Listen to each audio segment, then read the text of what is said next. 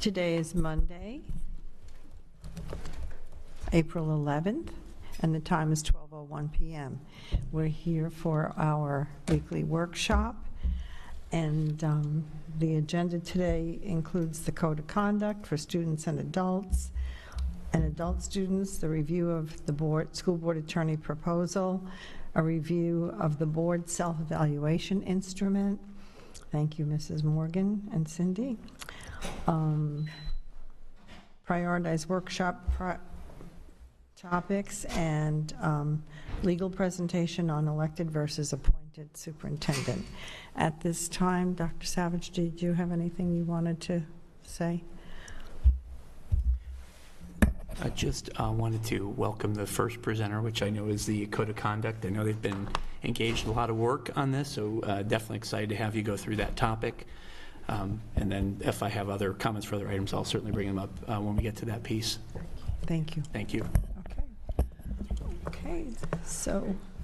Thank you, Mrs. Fisher, board members, Dr. Savage. I'm Brian Mangan. I'm the Director of Constituent Services. And joining me today in briefing on the Code of Conduct for 22-23, our first draft, is Mr. Todd Everly, our Senior Director of Technical Colleges, Ms. Tammy Scott, our Coordinator for MTSS and Attendance, and Ms. Carol Hager, School Counselor for Student Enrollment. Special note, Carol's joining us because she's working on her master's degree over at FGCU, and she needed a project that would be complementary to her studies, and she volunteered. I said, absolutely. So thank you, Carol, for joining us. We also have additional student services staff on hand in the general seating in case their input is needed on any of the questions or content that we bring forward today. With that, our agenda is going to be starting with our timeline of the major steps that we have taken to bring us to this point of bringing this first draft to you all. And then I'll look forward to our anticipated steps to have this code of conduct ready for our schools and district and stakeholders by the end of the summer. Our code has 4 major sections. We're going to be talking in detail about 3 of those. The corrective actions and interventions portion of the code doesn't have any real significant changes in it, but those minor changes are included in the copy we provided as part of the anticipation for this briefing. Then we will wrap up with your questions and our request for your guidance moving forward. With that, I'll bring it over to Mrs. Scott and Mrs. Hager. All right, so taking a look at our timeline, on the screen you see dates and various stakeholder groups the team has been able to gain feedback from. And in each of these sessions, we asked 4 standard questions. Is there anything notable you would like to review regarding the student dress code? What changes would you propose to the dress code? Anything notable on the rest of the student code of conduct, and any changes you would like to propose for that? We also met with our TALC and SPALC stakeholder leaders. We have a bi-monthly meeting, our district student discipline committee that we already meet with. So we wanted to bring the student code of conduct to them as well to ensure that their concerns were addressed. In the board advisory committee sessions, we used the Jamboard to help facilitate our conversations and gain feedback from our stakeholders. And every session was met with a quality discussion and purposeful feedback. So at this time, Carol, can you share with us how our students were able to provide feedback? Sure. So in several of the different meetings that we had across the county, whether it was in Zoom or whether it was at like actual campus, like this. Oh, please. Is that better? I just want sorry. Can you hear? Is that better? Yep, much I'll better. start over. I'm sorry. So we went out to a lot of different places, like we had said.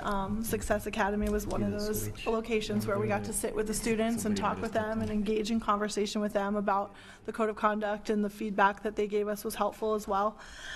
This was a very wide net that we cast, so I think that the picture is, it's kind of like when you go on vacation and you take a photo of something and you have this great shot and it doesn't do it justice. I think that the chart really outlines all of the dates and times, but the in-depth work that the team did to really solicit feedback and talk a little bit more in depth with the kids and with the stakeholders and students was very meaningful. So this was a very wide net that we cast. We took a lot of those things to heart, and we looked at this page by page, line by line, and I think it was a valuable experience for the students as well as us. Looking forward to all that work that was done has brought us up to where we are today to present this first draft of the Code of Conduct to the board. Pending board approval, we will work with our business partners this summer to make sure that we have a website publication of our Code of Conduct that is ADA compliant, and also to print out versions as well for our schools to be able to hand out on demand by any stakeholders or students that come to one of our campuses. As always, we'll be printing our code in the 3 languages, Creole, Spanish, and English. One note before we proceed forward is that our page numbers that we reference are going to be from the 612 Code of Conduct. We use that one for the briefing is because that one has the most information and includes things like driver's license and teen dating, violence, abuse that we're required to have in the Code of Conduct per statute. And so while the elementary does have its reflected and you have a copy of that, we will be referencing page numbers from the 612 Code of Conduct. Okay, so a recommendation from our stakeholders was to visually enhance the parent portal link that is embedded in our current Code of Conduct, as this houses lots of important information from our parents or for our parents. So we want to make sure that that is eye-catching to them, and they will be able to click on that link on the electronic version. In addition to the stakeholder input, we're taking advantage of communicating with our families in many ways and utilizing the Code of Conduct for that in regards to the Focus portal account. So our parents are asked in the beginning of the year to go into their account and acknowledge certain forms. So if we outline those forms, the form names in the Code of Conduct, hopefully this will help them remember or have them go in the portal if they haven't already, okay? We heard that from board members as well, as that being important. As I said before, the corrective actions and interventions portion of the code doesn't have any significant changes. If I would have to mention one, it's on page 33, it's under PBIS. You all just recognize a huge number of our schools for doing well with the PBIS program, becoming model schools. And so we've updated the numbers in there, so they're going to be as current as possible, but with the progress and the work the schools are doing in PBIS, those numbers will probably be wrong in a few months as more schools take on the mantle of model schools, and the other ones have not completed their training fully will have done so. So that's always going in a positive direction. Looking into the discipline section of the Code of Conduct, 2 areas, early portion of that is the threats of violence. And so it was a recommendation being brought to us that we included in here, talks about civility on campuses. And so we reference Board Policy 2.02, which addresses civility and provides the support to the school-based folks when somebody comes on their campus and acts in less than a civil manner, and what they can do in concert with working with the district office in order to reinforce the need for civility and protect our schools overall.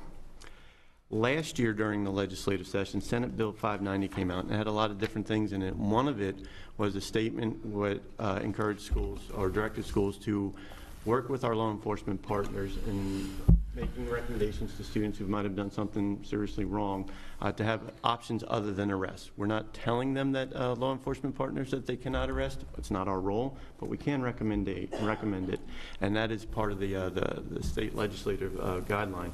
And so what we did is just take an explicit language from that Senate Bill in the 590 and put it into our Code of Conduct. Last year our statement was kind of general and we wanted to be more specific, and so that's why we're recommending the more specific language in there. Something that you might say, well, what's in lieu of arrest? A diversion program, a civil citation, those type of things that we'd be encouraging our schools to recommend to our law enforcement partners. Next section of the Code of Conduct is a large area. It's the 45 definitions of our behavioral infractions, and it goes from pages 63 to 77. Much like the parent portal link, we want to enhance the visual acuity of the assessor link, the School Environmental Safety Incident Reporting link.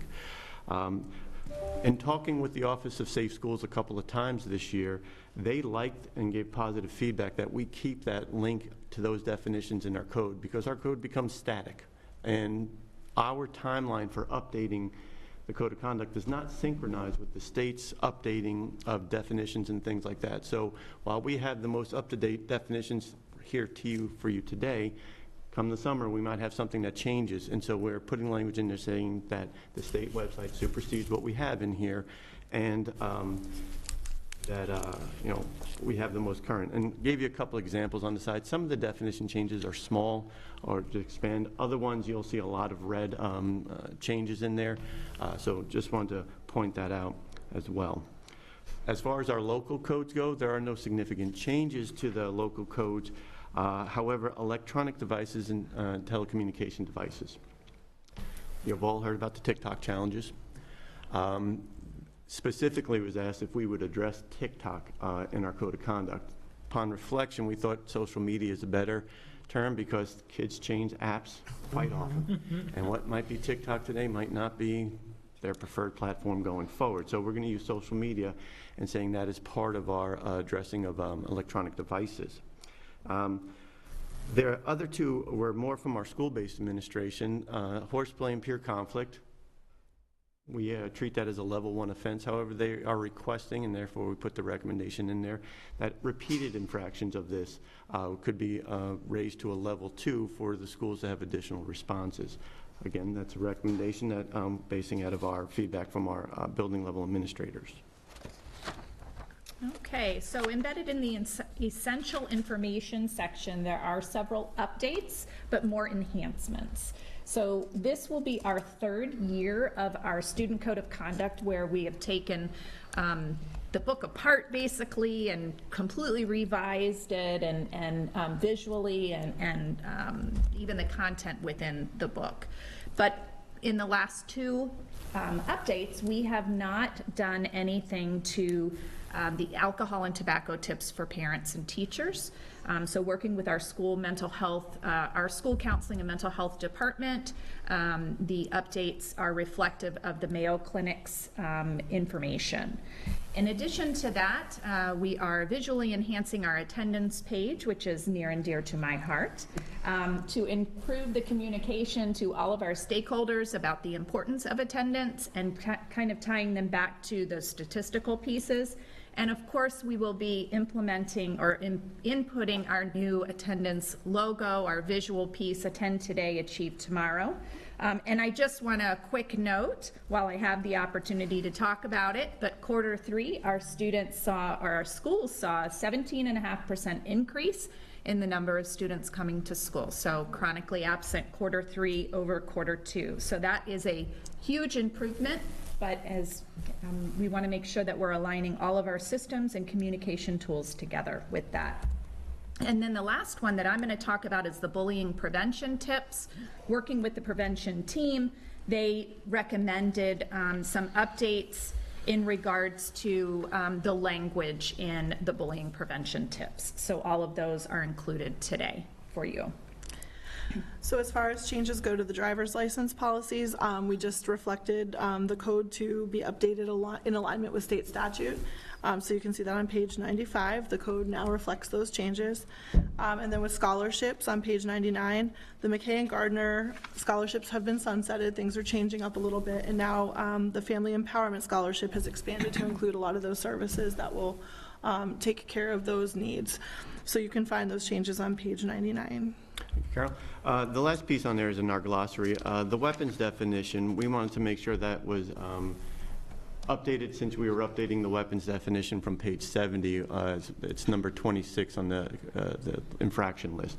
And so we wanted to make sure that there was no daylight, because as oftentimes would happen, you're sitting there in the school, you're handling a discipline situation, you go to page 70, you're looking at it, maybe you don't think to flip back to page 105, but if you do, there's going to be better alignment and there's going to be a more expansive definition.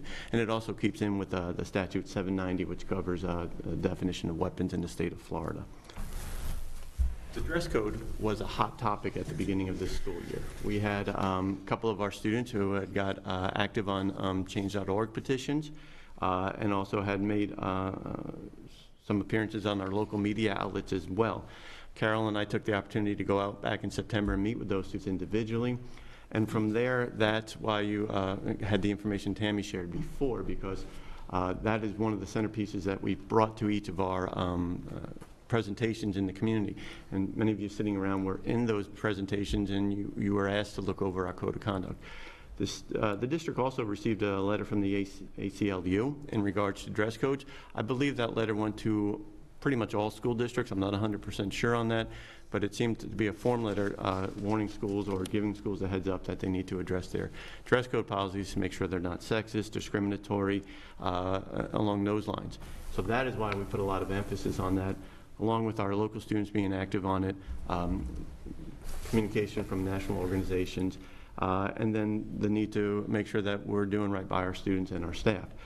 What we found out, our code, when it comes to the dress code, dressing for success, didn't need a lot of language change to it, but we have to do a better job when it comes to enforcement. We borrowed some language from one of our school districts in Lee County, in Florida. I believe it's St. John's. I might be misquoting that, but students will focus on positive guidance without embarrassment to the student and should not disrupt the educational process. So that is going to be our goal for our staff and our administrators when they're addressing these dress code needs. Some of the other things that came out from our students when they talked about dress code, they wanted us to be cognizant of fashion. That's a little bit hard. It's a transitory type of thing, so we really didn't bite into that because our parents weren't so much in favor of favoring fashion. So there's a bit of divide, and that's why we're bringing it to the board for that decision. So if you think I just pushed it that way, I did.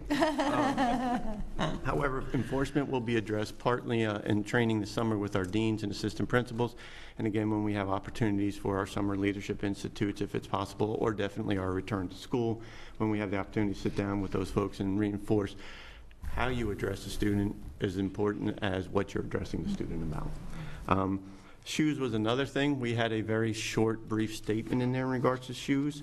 You can imagine students like to wear slides, they like to wear Crocs. Not every school administrator or parent was on board with that, so we recommended that we recognize that it's safe and appropriate for the learning environment. What you would want a student to wear when they're running around at PEs might be a little bit different from what might be in the comfort of a math classroom. And so we want to give our schools the ability to address that and also put safety at our forefront. With that, I will ask Mr. Everly. I know we didn't have enough seats at the table, but actually we do now. But Todd, if you wanted to address the adult code of conduct as part of this, real quick. Good afternoon, everybody. Good afternoon. What we have here for the adult code of conduct, we've had in place for quite a few years. We made a couple adjustments to it if there's any federal or state changes to it. On the first page, you'll just see we just changed the year, and then obviously the chair and vice chair responsibilities. And in the documents there are associate directors, not assistant directors anymore. So we made those changes. We very rarely have any cases. I think if we had it, and actually Mr. Megan was involved in both of them, is we had two, one on Fort Myers and one on Cape Coral Technical College, and ran through the process, as this should have, and we had the right outcomes to allow these young men and women the opportunity to come back to school if the process allowed that. So we got a pretty good product here. I didn't see any reason to recreate the wheel on something that's been working for us. So I stand ready if there's any questions. And we stand ready if there's anything in regards to the elementary or secondary, so questions and guidance. Mrs. Gittens? Okay, good afternoon, everyone, and thank you. And they said that we all need to speak louder. They're saying they're having trouble hearing us, so. As far as communicating this, and I know it's up there on a slide with the dates, we're gonna do this here and there. To be proactive, two things. One is clearly saying to the public the steps. In other words, today we're talking about this. In 2 weeks or 3 weeks on this date, you will have an opportunity to speak. Just letting them know up front so that we're proactive and people won't come back and say, well, they didn't have an opportunity to speak on it. And kind of along with that, how are we explaining infusing the Parents' Bill of Rights? And that may be the attorney. But I'm sure that's going to be one of the questions as well. You know, what have we done to infuse that into this? And So being proactive, and I believe those two things, letting the public know, these are going to be the dates that you can talk. This is when we finally make a decision, and this is what we have done to include the Parents' Bill of Rights. So I don't know if anybody... Okay, thank you. Ms. Jordan? I would just like to say thank you for putting this all together, and I know how hard it is for you all to get out and try to get everybody's voices heard. I've seen it happen in the past. I was at several of those locations, with you all, and I guess I'm just trying to figure out so that we don't wind up back in the same situation that we had in the past, where we know that they're supposed to read and sign the code of conduct. And it's everything that we speak about is in that book. However, we do have parents who do not read it nor sign it, and then they wonder how things are in there and how come I didn't know. Well, it's because you did not read it. So I've seen how you put it up in the front now where there's a lot of other questions that they will have to read and sign off.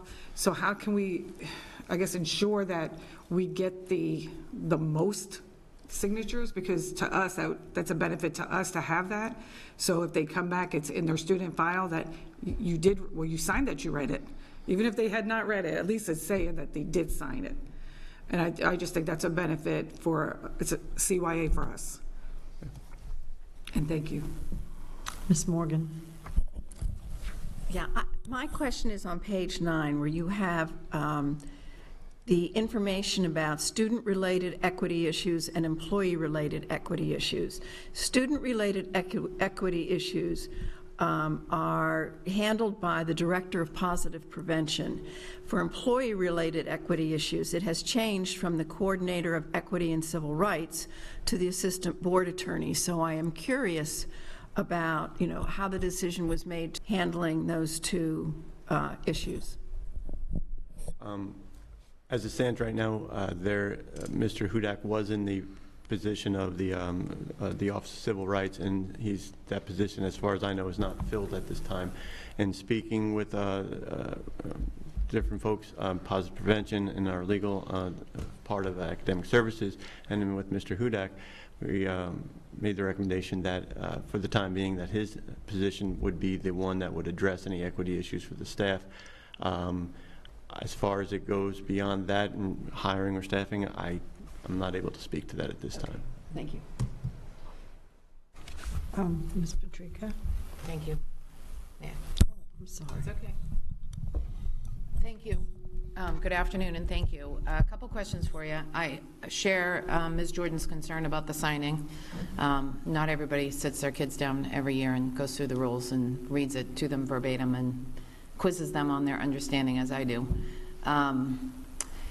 So you laughed about fashion, but I have to tell you that shopping with 4 kids at the beginning of the year in a way that meets this dress code is incredibly difficult without spending $1 million. The clothing on tax-free weekend is gone by the time I get there. Should I plan better? I suppose, but I know I'm not the only parent that runs into that. So I get where the kids want fashion, but as a parent, I'd like some flexibility for the school and the district to understand that I can't find jeans that don't have rips in them. I simply cannot find them. They don't exist. Right now, in this fashion climate, they don't exist. As I look at the dress code, I am concerned about sexism and racism in the code of conduct.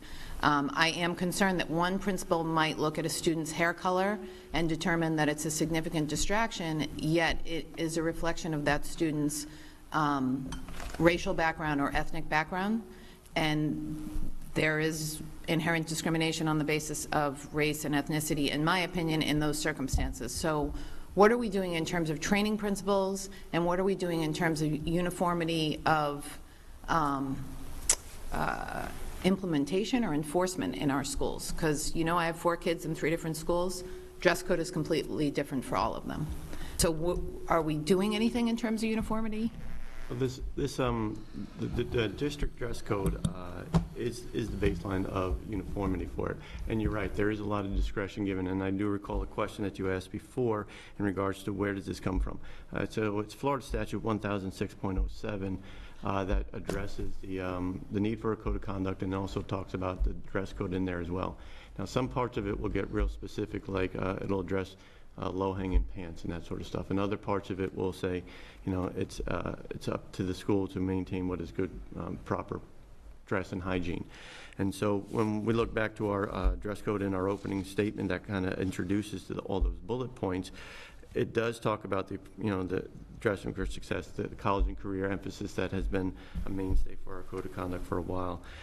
The work that has to be done goes to the enforcement piece. And so when we talk about schools and what they're doing, that is going to be something that we're going to have to address from our district to provide them that this is our baseline, this is where we're at. At the same time, when I think of our middle schools, just about every single one of our middle schools in the East Zone has like a uniform, and that might not be the best description of it, but the khaki pants, the collar shirt, and then when you get to other parts of our district, they don't have that.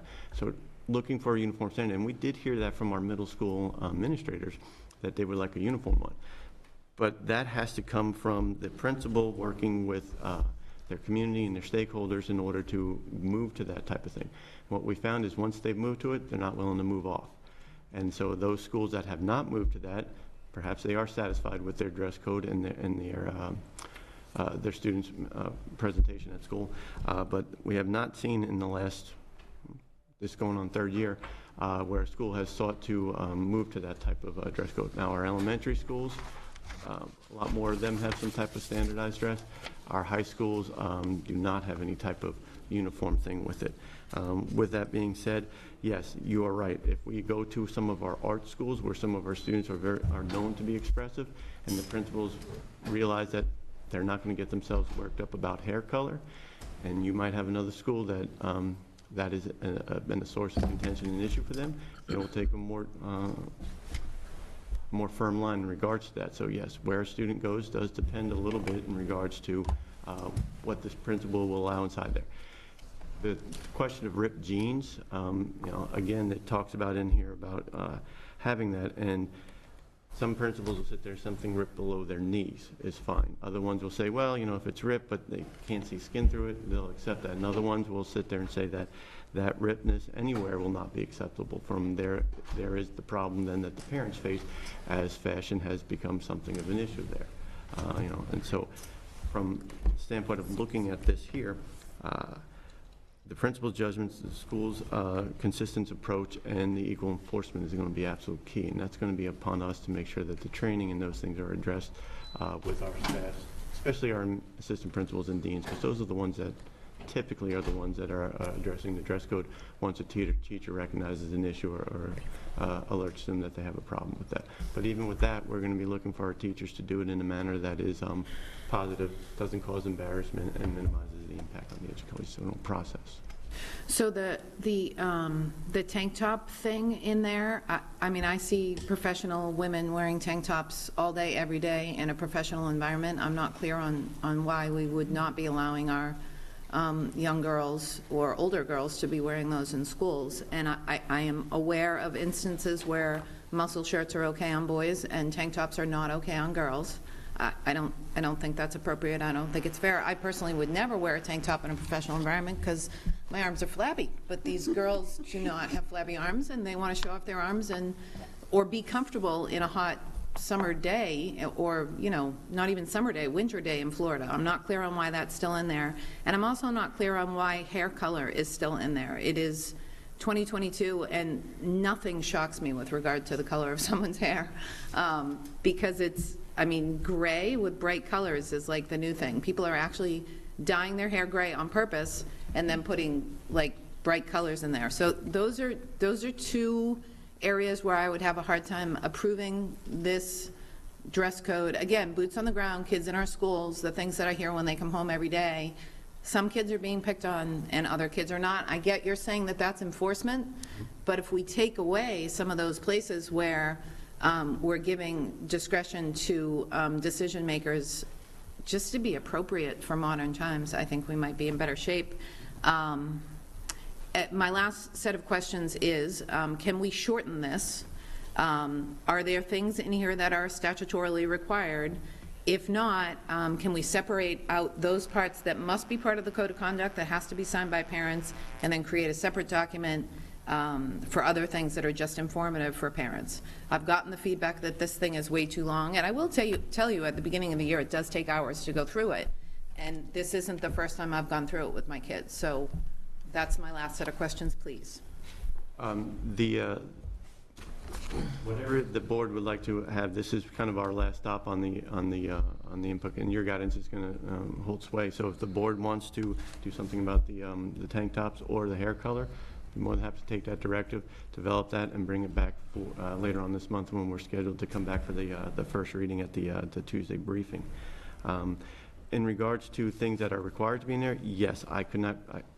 It would take a while to go through this and say, yes, this is required, this is not.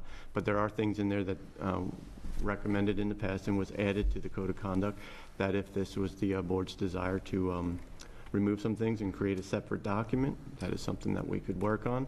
I will be honest, though, that in the timeline, in order to get it done for this year's coming up, it would be incredibly challenging because of our need to make sure that we're ready for it.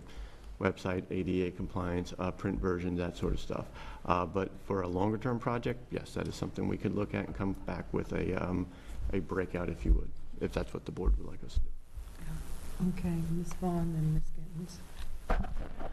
Gittens. Yeah, I would agree with Mrs. Patrica on the hair color. The tank tops are kind of another issue because you have like the little narrow, and it's been my experience that most kids, they sit in classrooms with sweatshirts when it's 90 degrees outside because they're always cold. But so, you know, kids can wear the tank tops but have something over it. So I see that as a problem. Sleeveless tops, although that's not real big in the teen area. The other thing that I agree with is this is very, very long. I know last year I made a suggestion that we have more links, that the basic information is given.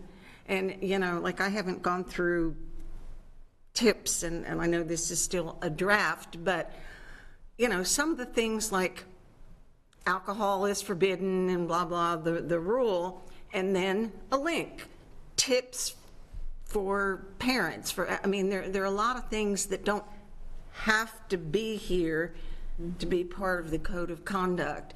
And then I have a question about the sign off. Back in the old days when we had the print booklets, depending, I know in high school, depending on what period they designated, sometimes it was second period of the day, the teachers would hand out the booklets and we would keep up on our kids and, you know, that they return all the correct papers and then turn it in to the office, you know, so-and-so, and then at a certain point, somebody in the office would follow up. So I'm assuming the teachers are like, yay, don't have to do that. But who is like, we have to go after these kids? Is there a particular office or person, or does it depend on the school on who is keeping up with these? And then what happens after X number of days and the various things that have to be signed are not turned in? Is there? You're right about the teachers being happy not to. And oh, yeah, I would be like, district not printing off tons and tons of codes of conduct that right. You know, wind up in all the weird places. And yeah, so, and we would go through the stuff, and I had juniors and seniors, and they'd heard it a bunch of times. So, but anyway, so who is doing that now? Does it depend on the school? And if a child doesn't return, the parent return the proper documents, what's the follow-through? Is it standard or school by school? To be honest with you, I would say it would be the front office folks that would be responsible for working towards making sure the students have turned those things in. To sit there and say everybody does it the same way, I couldn't tell you that right now. But would there be I mean, a disciplinary follow-up, or how? Well, this is I don't on. know how you can discipline a parent for not Yeah, turning it in, but. And it's just the communication and the request for them to do it and the reminders. It is one of those things, even getting it challenged, even getting it signed off in the Focus portal, not every single parent does. And so it's going to be a communications effort, much like the proactive approach to making sure folks know they have an opportunity at the end of this month to talk about it.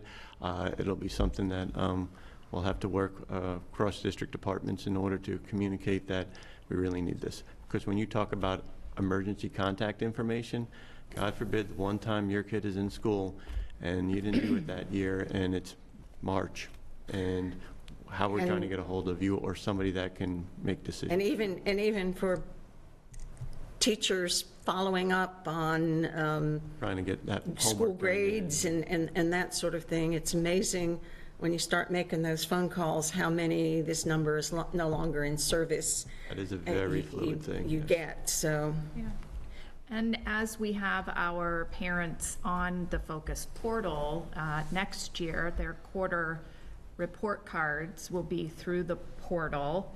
So as soon as they log into the portal for the first time, these acknowledgements all come up. So there will be that requirement to update their emergency contact, the requirement of that code of conduct and things of that nature. So I would suspect at the end of Q1, if they want to see their students' grades, that those who are not in a portal will be getting in a portal soon, which will help us tremendously in all of the communication pieces. So I just think we're heading in that direction, but until we have everybody in the portal, we'll. Yeah. Or their smart child will be logging in and. Yes. Yeah. There are some, yes. Gee, I haven't seen your grades in 12 months. Right. Oh. And I forgot my password, or was the password changed? Yes, we've had cases of that before, yes. So we do have the paper copies that go to the school. They are limited supply. However, if they need more, we will definitely print more and send more. But the schools did also this year follow up in regards to knowing who had submitted that acknowledgement for the code and who had not. So the schools are aware. They pull a report for that. Great, thanks. So, Ms. Gittens, and then I have a question. Oh, okay. I have two different points, but in reference to what you were just saying about the portal, do we test out the portal and the access as to how easy or difficult it is by phone? Because the majority of our parents will be doing that by phone. And sometimes, you know, the going from computer to phone, it's very difficult, and it does not show up the same. I was going to ask Mr. Alton to step forward, since that's a little bit more in his wheelhouse, if you don't Okay. mind. Yeah. While he's coming up, I was going to ask Mr. Alton to address that, since it's kind of in his wheelhouse in regards to testing and all.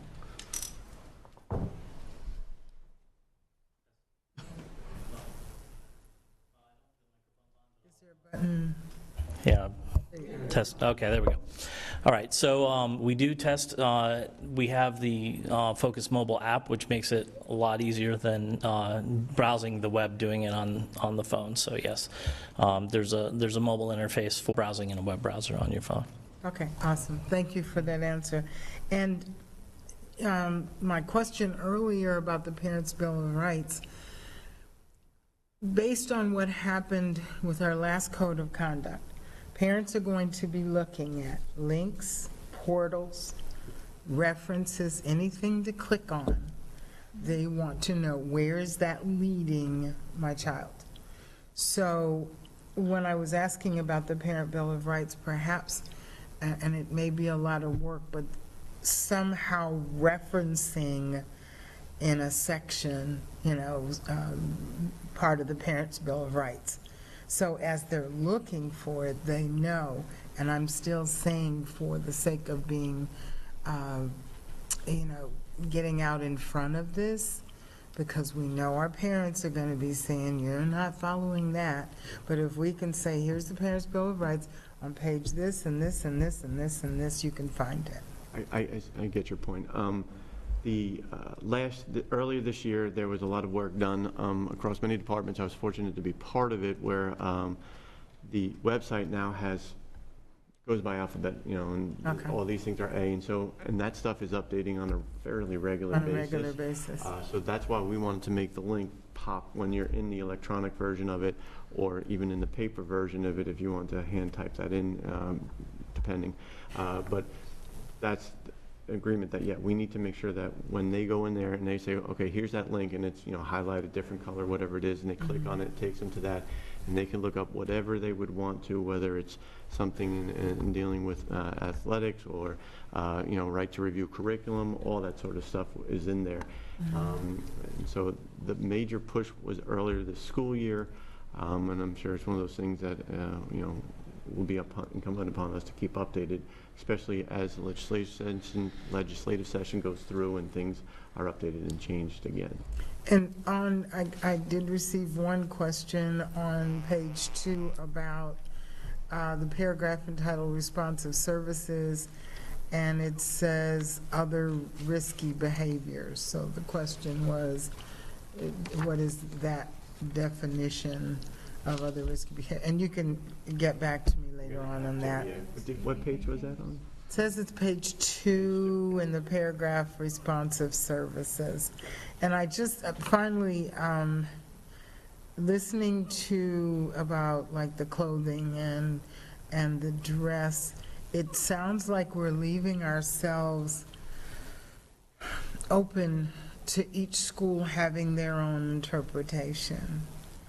And I get it, I understand that based on their demographic and all, but when those parents have a problem, they're not, if they may go to the school, but they're gonna come here and say, look, you're, not allowing my child to do this, or you're making my child do this. So we need to make it clear if it is a school-based decision, or if it is a district or a board decision, so that everyone understands where to take their concerns. Thank you. Board members, any other? I want to try to reach consensus on a couple of items, but I'd like to hear your comments first, please. Okay, and did you? I do have a couple questions. All right, you go Okay, ahead. so a couple questions that I have regarding, how much student input did you have with this revision and all the revisions and everything? Did you have any student input? Yes, ma'am. Carol, did you want to talk to it again? Right, we had spoken to this a little bit earlier. We did, when we reached out to the different, no, that's okay. We've reached out to different groups, organizations, we've been at different schools. This has really gone kind of across the stakeholder gamut, if you will.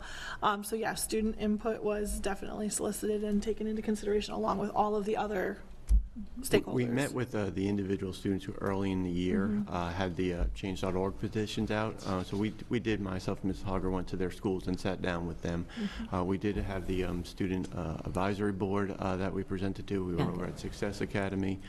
So those are some of the highlights areas in which we received feedback from students as well.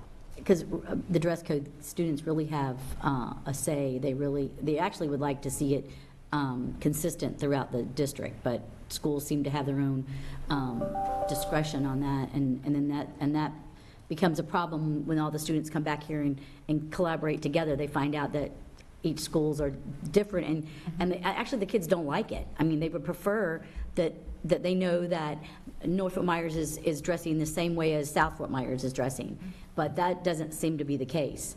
It's very, very different, and I think that the consistency, kids, they thrive on things being consistent, and they know the rules. They like to bend them, but if the rules are all the same everywhere, then I don't know, it just gives them more satisfaction and confidence, I think. That's what I'm finding. Second, I'm glad to see that you repeated offenders on the bullying is raised to level 3, because I'm hearing a lot of rebullying, and the bullies don't stop bullying. And but the problem really is become the administration is not being held accountable when they're not implementing the rules that protect those students that have been bullied. And we know that the Hope Scholarship has not been an avenue for all students that have been bullied. It's actually, I've yet to find a school that takes it. So that's been a concern for me, because what happens is I feel like the bullies get to continue doing what they do best, and then the ones that were bullied retreat or are moved, and it's very difficult for them because it actually becomes like PSTD on some of them because it's so bad. But back to the administration not being held accountable, or making sure that the bully's not in the classroom with the student, or you know, whatever the rules were, if they had a no contact situation, whatever decision was made within the school, that those things are not being protected, that the students aren't being protected. And I don't know how we control how administrators are enforcing the rules. I mean, so, and what's been, or in the policies, that what's been, because I'm finding that that's not happening. So how do we control that?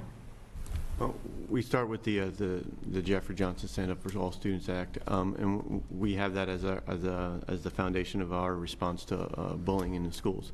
And yes, it is up to the schools to make the investigation inside the couple days that they do so. If it's unsubstantiated, we still report that up to the state. We don't include the personally identifying information.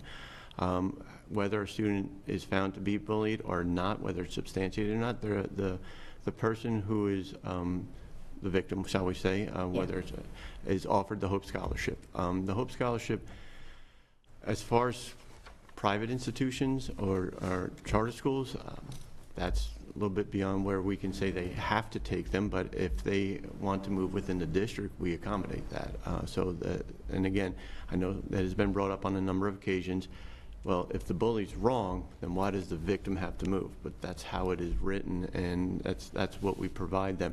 Not saying you have to move, but it's a possibility. And yes, it did come from the schools level administrators and all, and was echoed by some of our parents in regards to responding to bullying. That's why it raised up to a level 3. As far as if a student is bullied at a school and the victim or the family feels like the administration did not uphold whatever the consequence was with fidelity, and they felt that their student was being rebullied, as you termed, that is something they would bring to the, first and foremost to the principal of the school, because most of these investigations are done by an assistant principal or dean. There are some of our smaller schools, maybe the principal is the one handling it. But for the most part, that's where it's held at. If there is not satisfaction there, this year we've started to do an informal appeal process, but we are working to capture that and have a formal response at the district level. If somebody says, well, this happened to my child, and the school said they were going to do something and they didn't do anything about it, it could be brought to here. So we've already run through a couple scenarios at a couple of schools so far, but it has not been captured in the formalized process yet. We're working on that to have it ready by next year. As far as an administrator not doing their thing, if there was a concern with that, it would be brought to the executive of that level. Thank you. Okay, Ms. Jordan. May I would like to just elaborate on what Ms. Giovanelli was asking. As far as the victims, I think that we need to make sure that we are protecting them, and that we should not have to say you can move or go, here's your Hope Scholarship, you can go. We need to make sure that that is stopped. And then also, and I know that, and I think it's confusing too, because if I'm bullying Kathleen today, but now summer comes, in 2 months, my slate is wiped. So now I'm starting all over again. But just because I've been gone for 2 months doesn't mean I'm not coming back after her again. So now we have to start that whole process again. And I believe in restorative justice. I believe in giving, kids a chance to, correct their behavior. But we also have to make sure that Kathleen is saved from me as well. It carries over if they do a level change from 5th to 6th grade or 8th to 9th grade, yes. And that is going to be something that we have seen that there's a challenge to that. And you're right, when we reset the discipline at the beginning of the year so that all students start with the clean slate, it doesn't mean we can afford to forget about a 7th grade incident, and now they have the summer break and now they're back in 8th grade. It's not always the Hope Scholarship that's the answer, Oftentimes, a victim will say, I love this school, I love my teachers, I love everything about it except for this. And so maybe there are schedule changes that have to happen to minimize contact. There have to be both passive and active monitoring safety plans put into place. They're in the cafeteria because this is when all the 6th graders eat or the 9th graders eat. Then the folks who are running that cafeteria need to be mindful. Most middle schools and elementary schools have assigned seating and assigned tables. A little bit more challenging in a high school where it's a little bit more free seating post-pandemic. Of course, during the pandemic, it was very scripted. So when we're looking at those situations, we need to make sure those people who are running those shifts are aware. It's the same thing with class changes. That's why it's important when we have people changing classes, there are people at the door monitoring the hallway, because administrators can be out and about, and deans can be out and out, security personnel, but they're long hallways, multiple floors, and having those teachers at every door is powerful. And the other part of it would be making sure that we carry those plans over into the future. Thank you, because we want to make sure that all of our children feel safe and secure, you know, and they have a good learning environment. So thank you for that. Thank you, Ms. Fisher. Okay, thank you. Anyone else? Okay, so I just have a couple of things. I agree that the code is too long the way it is, and it's cumbersome for many families to,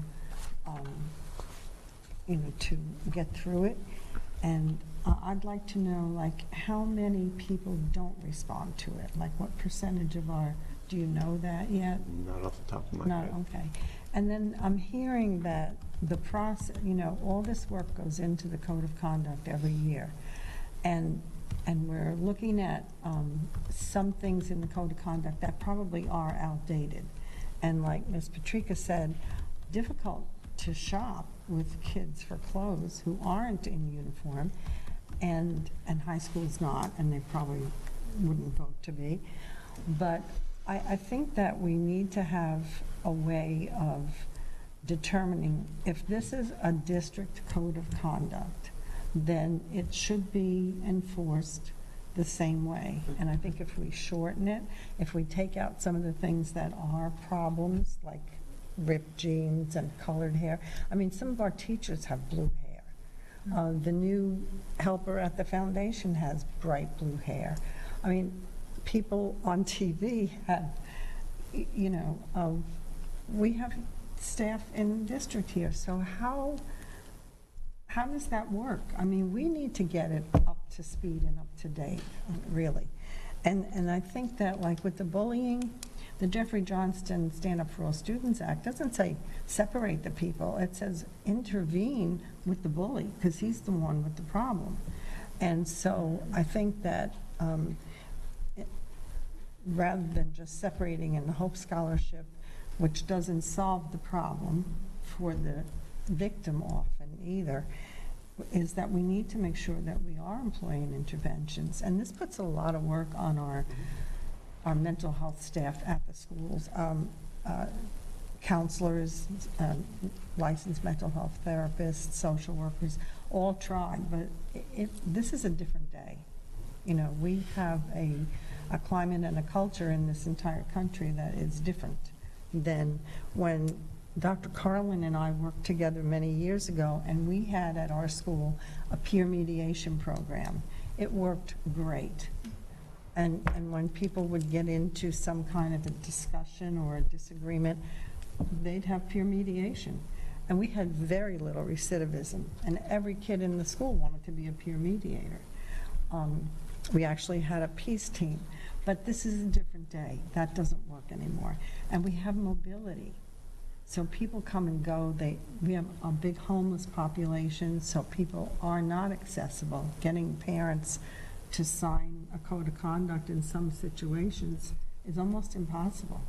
So how do we monitor that? I'm just saying, we're putting all this work into this district code of conduct and then expecting for the level 1, 2, and 3 to be implemented, but it's not. It's subjective.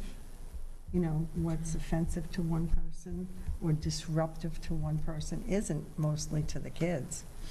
They're not going to look at tank tops and colored hair. They see it all the time, no matter where they look. And in their video games that they play incessantly. I was sitting behind a child yesterday who was playing something on a little phone, and I'm thinking, oh God, you know, that's, so the message is not clear, and the process isn't clear. So I don't know how we get enforcement and implementation consistent over the district, but that's what I hear from the student advisory kids. They want consistency. They want it all to be the same. They don't want one thing. Blue hair is okay at North because it's an art school, but it's not okay at Cape because it's an IB school. That doesn't, you know what I mean? It doesn't make sense. Absolutely. And that's where it comes down to the enforcement piece. Right, right. So, Ms. Gittens? Just listening to the conversation about how to make it shorter, how to make it more concise, and just throwing out an idea that if you had a topic, a synopsis paragraph, that this is what this is talking about, and the list of references and links. And if it's, you know, something about hair color, whatever, and they want to find that out specifically, then they go into the links to find out about it. But in other words, a parent would be looking at the code of conduct, okay, this is talking about this topic, and this, I understand that, this topic, I'm not sure about this one, so let me check on the links. But the document would be shorter, with just a synopsis of what it is, and then if you want to go into it, you go into it. And if not, and I can remember, probably when I was working with you as well, having that first week and getting those back. We're giving up pizza parties if we don't let the teachers do it. But we would have, you know, the first class that gets them all back, you get a pizza party and all that. But in high school, I'm pretty sure we had quite a few students signing off on things, so. Sure. But just a thought to make it short and sweet. And one of the things that we're going to be working on is a short video that would be like the overview, an onboarding type thing for the students every year, and work to come up with something that can be shown at the beginning of the year. And then also because of the mobility rate that was mentioned, kids show up September, October, November, all during the course of the year. And students waiting for their schedule or getting processed in, something that could be shown and shown to them so that they would have an idea about the code of conduct. The parent piece will be the challenge here. well, and it maybe challenge the kids as well at different schools to come up with, the short video would be excellent. Because if you can't understand the language, but you understand pictures and things that people are doing, and here's the topic, you can click on the link and watch, oh, okay, that's what they're talking about. So have different schools challenged to come up with the short video that explains this. And we, again, I consistently go back to the fact the national average reading level is 7th grade. So keeping all of that in mind, a video I think would be wonderful. You can click on and watch it and whatever. Thank you. And Ms. Patrica? So yes, before I try to get consensus, Mr. Mangan, I want you to know, I complimented you, I don't think you were in the room. At the beginning of DAC, you indicated that you were perhaps a little nervous about presenting to such a large group, and then you went on to manage that meeting like a pro. So I really appreciate everybody's work on this. I know that we're throwing a lot of stuff at you that probably feels negative, but I want you to know how much we appreciate the work that you've done here. Doesn't come across as negative, comes across as realistic. Okay, and the other piece too is, whether it was last year or the year before, that the student code of conduct blew up for us as a board, which was our responsibility. That is why we're paying such close attention to it now. These things ebb and flow, and we just happen to be in a period of flow with regard to the student code of conduct. So I'd like to reach consensus with the board, if we could, on 3 different items. The first is length. Could we ask the superintendent to have staff work on decreasing the length in an appropriate way for next year's code of conduct, not for this year? I hear that will be too much work for this year, but I think giving a year would be appropriate.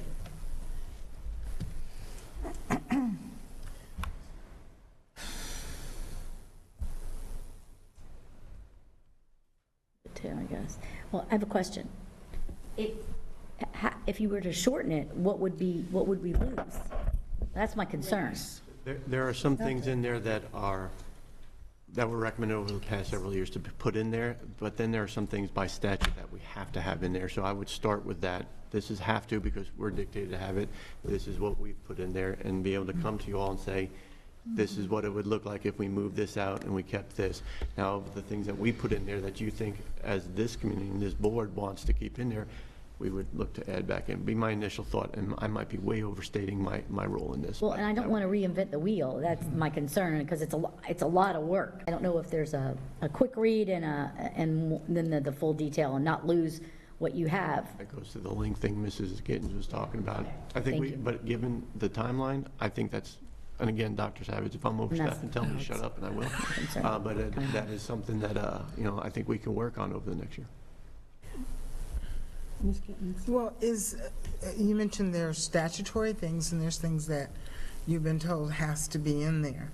That has to be in there. Is that something that is board, but I mean, is that something that we as a board could look at and say, here's our list, do we really need all of this, and it's this detail? An example, and I hate to do this to Mrs. Scott right here, but we have our 50 interventions for MTSS. Level 1 interventions, there's 20 of them, level 2, 20, and 10.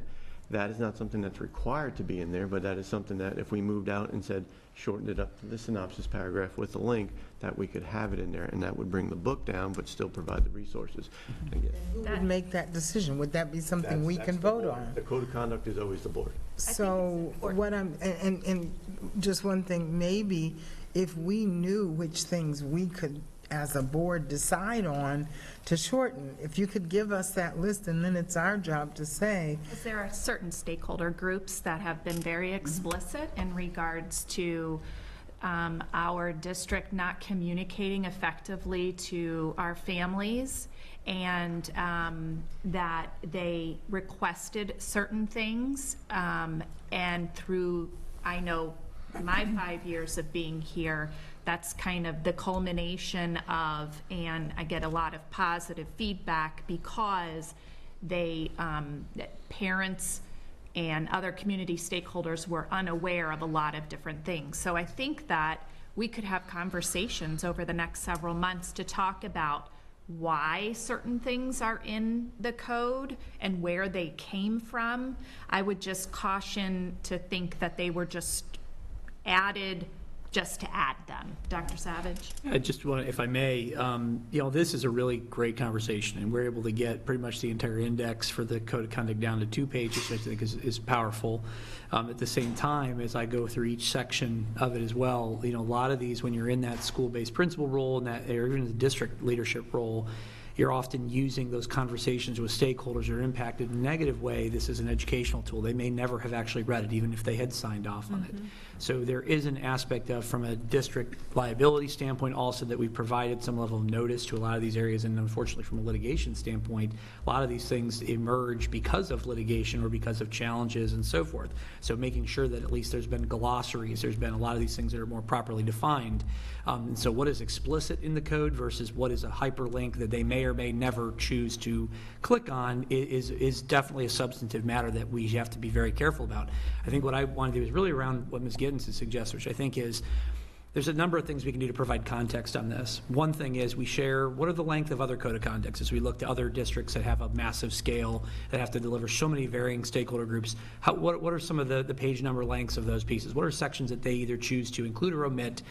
Because, like, for example, the MTSS, when we talk about the interventions, rather, you're talking about 15-page sections. So, could that be consolidated down to maybe 1 or 2 pages, 3 pages with proper links? You're still meeting that? Possibly. I think providing the board members options such as that and pros and cons of that, I think, is really, really important. I think what's helpful, though, is just the level of engagement. Hearing the board really engage and provide, I think, really great feedback. I found myself kind of putting my school administrator hat on mostly while I was listening to it, as I thought about uniforms and so forth, and our board policies and how that kind of, it's just great conversation. But I would say this is great that we're actually engaging in it now, because that can really, for next year, there really could be this additional body of work around it. And so I just wanted to add that on to what you all had said. So I think it was 4 thumbs up, 2 thumbs sideways. Yes. May I move on to the next one? I did have a comment. Okay, But, first of all, we're more than a half an hour over time, and this is an important conversation, and I'd like for us to be able to continue it. One of the things that I was going to bring up was student arrests. I mean, since when do we arrest kids for misbehaving in school? If it's not weapons, physical attack, and drugs. I mean, like, what really needs to be in the code of conduct? And what is addressed by our positive prevention, our character education, our restorative practices that we are also employing? I mean, because it doesn't balance out, you know? And so I had sent a message to Dr. Savage about that, you know. Do we need to talk to law enforcement? And whose decision is it? To make an arrest? To make an arrest for a child that's misbehaving. I'm over 60 years in education, and I just think we're way over the edge, and things are too cumbersome, and we don't have the response that we want. I mean, things aren't going that well in schools. People are struggling with kids who have a lot of issues, which is, you know, microcosm of society, I understand, but I think we need to simplify it and take some of the pressure off our staff, our administrators and our staff too, because the time that is spent away from, you know, education and spent on attention to discipline, like blue hair or ripped jeans or a tank top, it doesn't, the result is not what we're looking for, I don't think. So anyway, I just wanted to say that, but, so we have you said 4 and 2 sideways? Okay. Yes, four Okay. thumbs up, 2 sideways. Okay, on the length. Yes. So we agree. Like studying the length and coming back to us with options and Recommendations and exactly options. to reflect the discussion. Ms. Vaughn? Could we, on that, because I agree it needs to be shortened, as I said earlier, and like Mrs. Gittens, I also mentioned the links as a great way to shorten it. Can we just add that, if the people who did thumbs up or sideways? Yeah, I think that's what we're talking about. We're Well, talking about links. right, but decreasing it sometimes with links. Staff that's- heard the discussion, they know the direction the board would like to go. Is that, That's how I understood it. I just felt that it's clearer. That was what I intended. When you actually add, okay, maybe so even can in we have consensus parentheses, to decrease the length of via links, please? hyperlinks. Okay, Just, okay. Okay, next is hair color. Can we have consensus to remove references to hair color in the code of conduct? And then finally, to reach. Hold on, so what was the consensus, Ms. Fisher? 6-0. 6-0 for the hair color. Okay, thank you. And then finally, to reach a happy medium, perhaps we remove the prohibition against tank tops and replace it with spaghetti straps. So prohibition against spaghetti straps while allowing tank tops, understanding that kids come through here for recognitions wearing tank top dresses, and they are very appropriately dressed, and continued prohibition against tank tops, I think, is bad. Well, they actually wear spaghetti strap dresses too. So, I mean, who's gonna be the police on that? I mean, I agree. I was just trying to reach a compromise with the comments that Ms. Vaughn made. okay. well, now, remember, we're voting on this for boys Right. and girls. Yeah. And maybe it's my old fashioned, but I just find it very inappropriate, the muscle shirts and I mean, what are they going to do next? Wear the, the old-fashioned underwear like Tony Soprano wore or something? I mean, that's a tank top. Where is that underwear? Is that a tank? I mean, it really, I think there's too much leeway with the tank top, and it to me, it's not appropriate for school. Dr. Savage? I just wanted to weigh in. All I could think about was the boys' side of this equation, just knowing how the style of the shirt and then the muscle shirts are probably a good characterization of it. It's so much exposed body under the shirts. I was not really thinking of the female students in that respect because I think I'm not really very fashionable in that regard. I don't know, but for the boys' side of it, I think it just is something that historically would be a major culture change from my practitioner days as well. But certainly the board, if the board feels strongly about this, I just wanted to weigh in on that as well too. So muscle shirts are in there. I'm not suggesting the removal of those, but I will tell you that I am aware of circumstances where muscle shirts are permitted, and girls in well-fitted, appropriate tank tops are penalized. So there it goes to the uniformity of it. Yeah, and I think that was one of the big comments that I heard from the students, was that inequity, and, the boys can do this and they can wear the shorts, but girls can't. So I think that was one of the things that I heard loud and clear, and I don't know if you guys heard that when you talked to the students. And so it might be interesting to hear what did the students say to you guys, because I know what they have said to us. And they're, pretty clear about the inequity part of it. That came through in everywhere we talked to was the enforcement piece, and that's why it's going to be something we're going to have to work on here to support our schools at the district, and definitely at the building level to approach it in a proper manner. But the students, unless y'all have something different, from what I heard from them is they would lean towards wanting to have more leeway when it comes to those type of shirts.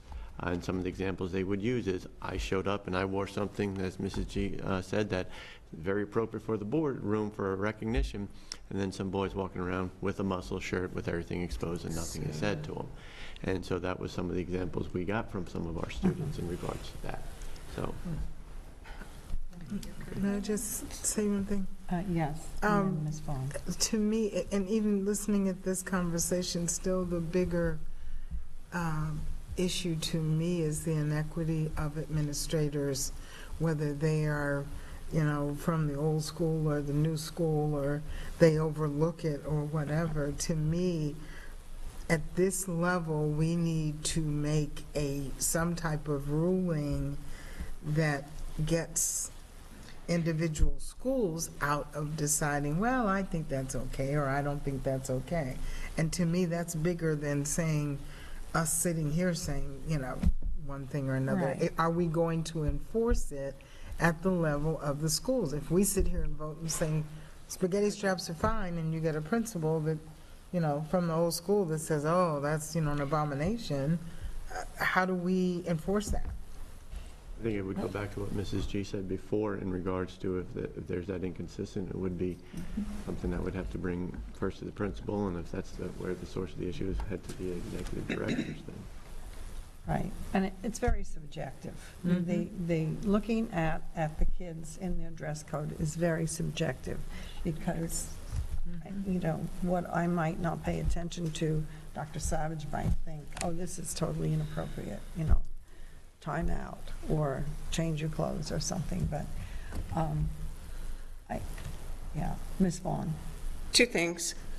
First, I realize that the tank tops are in and they're fashionable for the teens, but I think we should set an example of what looks appropriate when they come to school. And girls can wear, they can wear this stuff as long as they have something over it during school time. The other thing is, tank tops will push the envelope because they're built, let's say, to push the envelope. And, we're talking about a nice tank top. I know what it looks like. But even back 8 years ago, like, how far down? And I know, so then we got to measure how much body is inappropriate. I'm just, for anybody to see males in a school setting where they're supposed to be squared away and looking nice. I think we do tank tops, then we have to do tank tops for boys, and it's just going to push the envelope, and I think it's very unattractive and not what I would want to be a teacher sitting out there looking at a bunch of hairy armpits. Right. I'm And- sorry. and- That's And I've seen just teachers me. with tank tops on, too. Well, so, and yeah. you know what?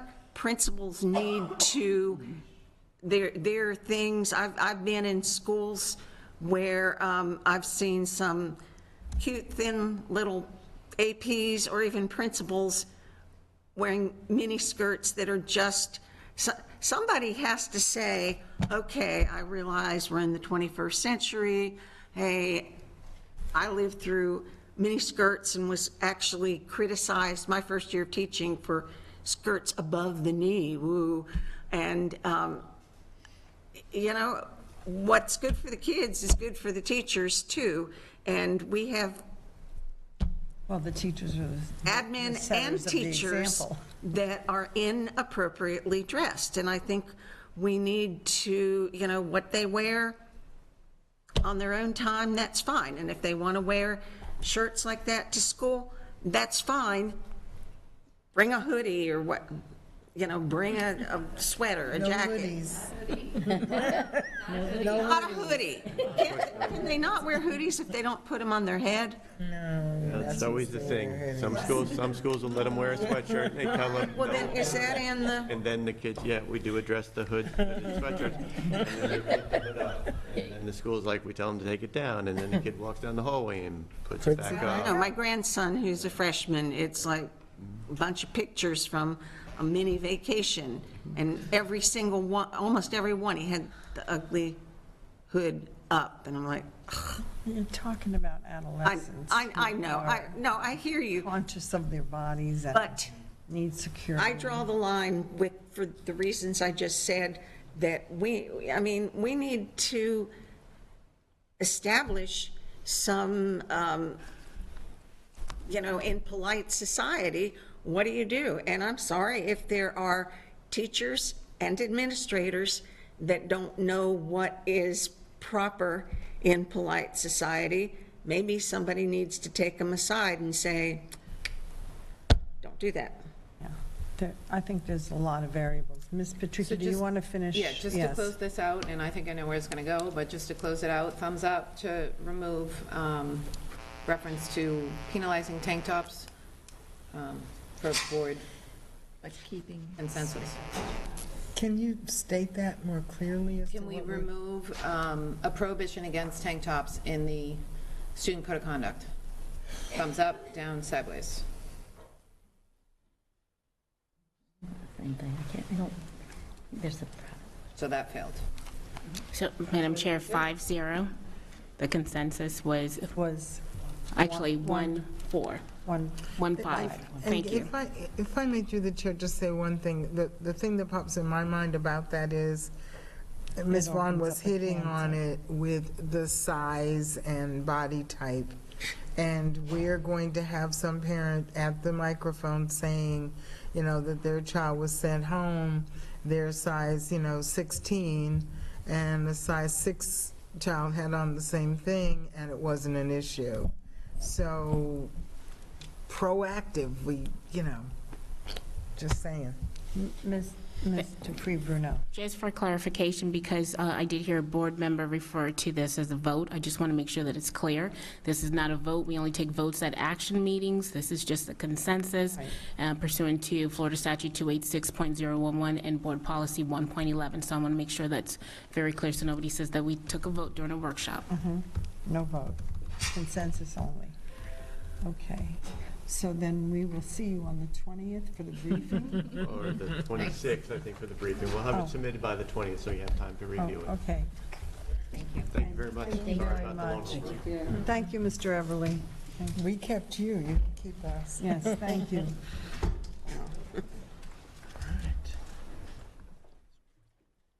Okay, so next on the agenda is review of school board attorney proposal. And Cindy McClung is on her way up here.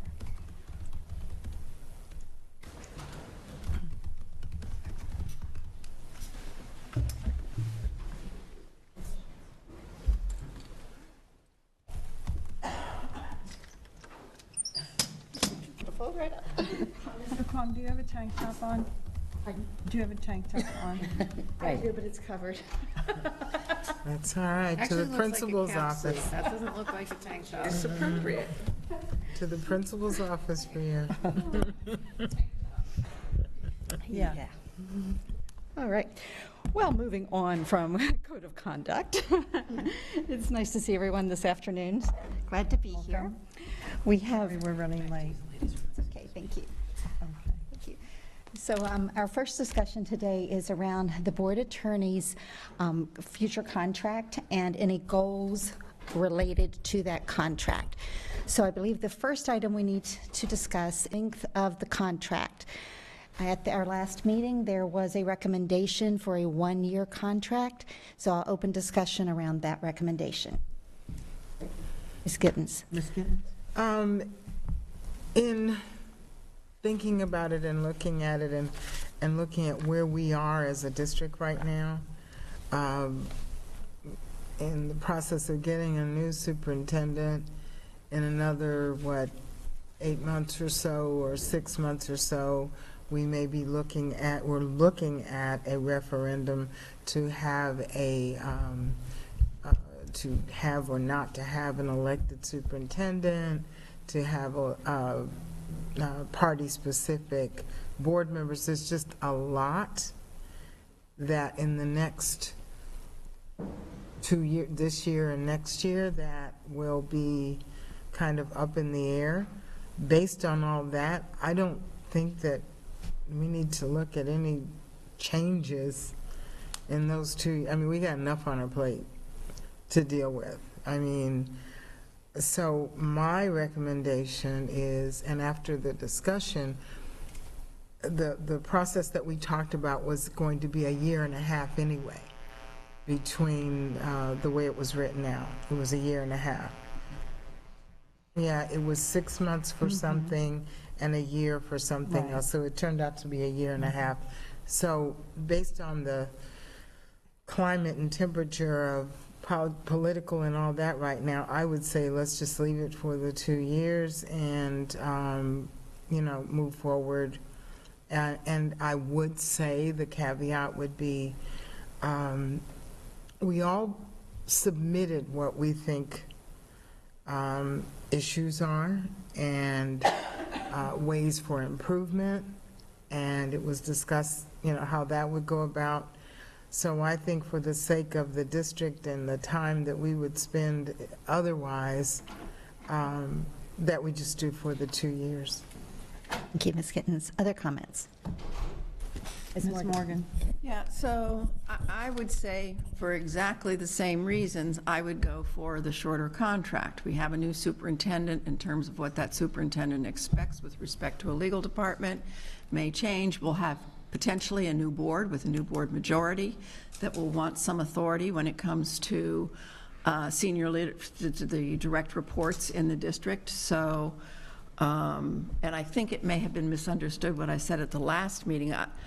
I wanted or offered basically a 12-month contract with 6 months performance schedule, and not an extension of a year after that. So I was looking at 12 months, so just wanted to make that clear. Thank you. Other comments? Ms. Vaughn? I'm for keeping it at 2 years, and I dismiss the argument about a new board coming on because I recall very specifically old board, quote unquote, members hurrying some things through before the board actually wound up changing by 3 different people. So I dismiss that. We are the board right now. Going back, looking at Ms. Dupree Bruno's evaluation, was barely into the needs improvement. One or two answers one way or the other could have put it into effective, and we all, or many of us, admitted that there were questions on there that, I know there were some questions on there that I kind of voted a neutral vote because I think there were problems with that document. So I would like to see it stay the way it is for a 2-year renewal. Thank you. Okay, thank you. Anyone else? Ms. Giovanelli? I was scratching my eye, but I can make a comment. I would actually agree with the 2 years as well, because this this climate is, we've been through a pandemic. It's not been normal. Nothing's been normal. Will it ever be normal again? Who's to say? But there's a lot of moving parts, a lot of things going on, and this district needs stability. And I, at this time, would, I think it behooves us to have a plan and express what our expectations are, and we have not done that as a board. We've been all over the place. So I would not, I think stability is the most important thing right now for everyone, and including board attorney. Thank you. So then I'll comment that I would definitely advocate for the 2-year contract. And also, I would say that we do need to look at the evaluation instrument and make sure that it's consistent not only with the job description, but the contract. And, I have observed that Mr. Prebruno works hard, has brought us through a very difficult and unusual time, and has been working on getting a legal department that's worthy of a district this size and more consistent with some of the other sister districts that are larger. So I say the 2 years, and let's look at the evaluation instrument and make sure that we have a consistent process. Thank you. Ms. Gittens? And probably, you're probably going to say we need a consensus, but with that consensus, I would like to add the 2 years, but with a specific improvement plan, because it was, for whatever reason, we need to look at the instrument and also create the improvement plan based on things that surfaced from the evaluation. Thank you. And currently, the contract does call for a 6-month review. So if it rolled over, there would be a 6-month review. One of the options would be to put an improvement plan in place for review within 6 months. And I could do with the 2 years, the improvement plan with review in 6 months, and a review of the board of the instrument itself. Yes, ma'am. Ms. Patrica? And what happens if improvements aren't made in 6 months? Do we just ride out another year and a half? Per the contract, you could do a 60-day improvement plan, which you could choose now, or you could do a 6-month. Upon that review, you would have the option of, at that point, according to the current contract, giving a 60-day improvement plan, or you could choose to, based upon that improvement plan that's going into place now, sorry, there's too many improvement plan words in there, but you could choose to end the contract with cause based upon the results of the improvement plan. So 6 months plus 2 months, basically, if improvements aren't made. So we're looking at a 7-month period of time, which kind of covers the 1-year thing. A couple comments I want to make is just, we talk about building a legal team. We had a legal team. And that legal team was completely dismantled. And so talking about building a legal team to me is not an accomplishment, number one. Number two, every school district in the country has been through a difficult time, and failure to adhere to Robert's Rules of Order frequently have caused issues as opposed to solving them.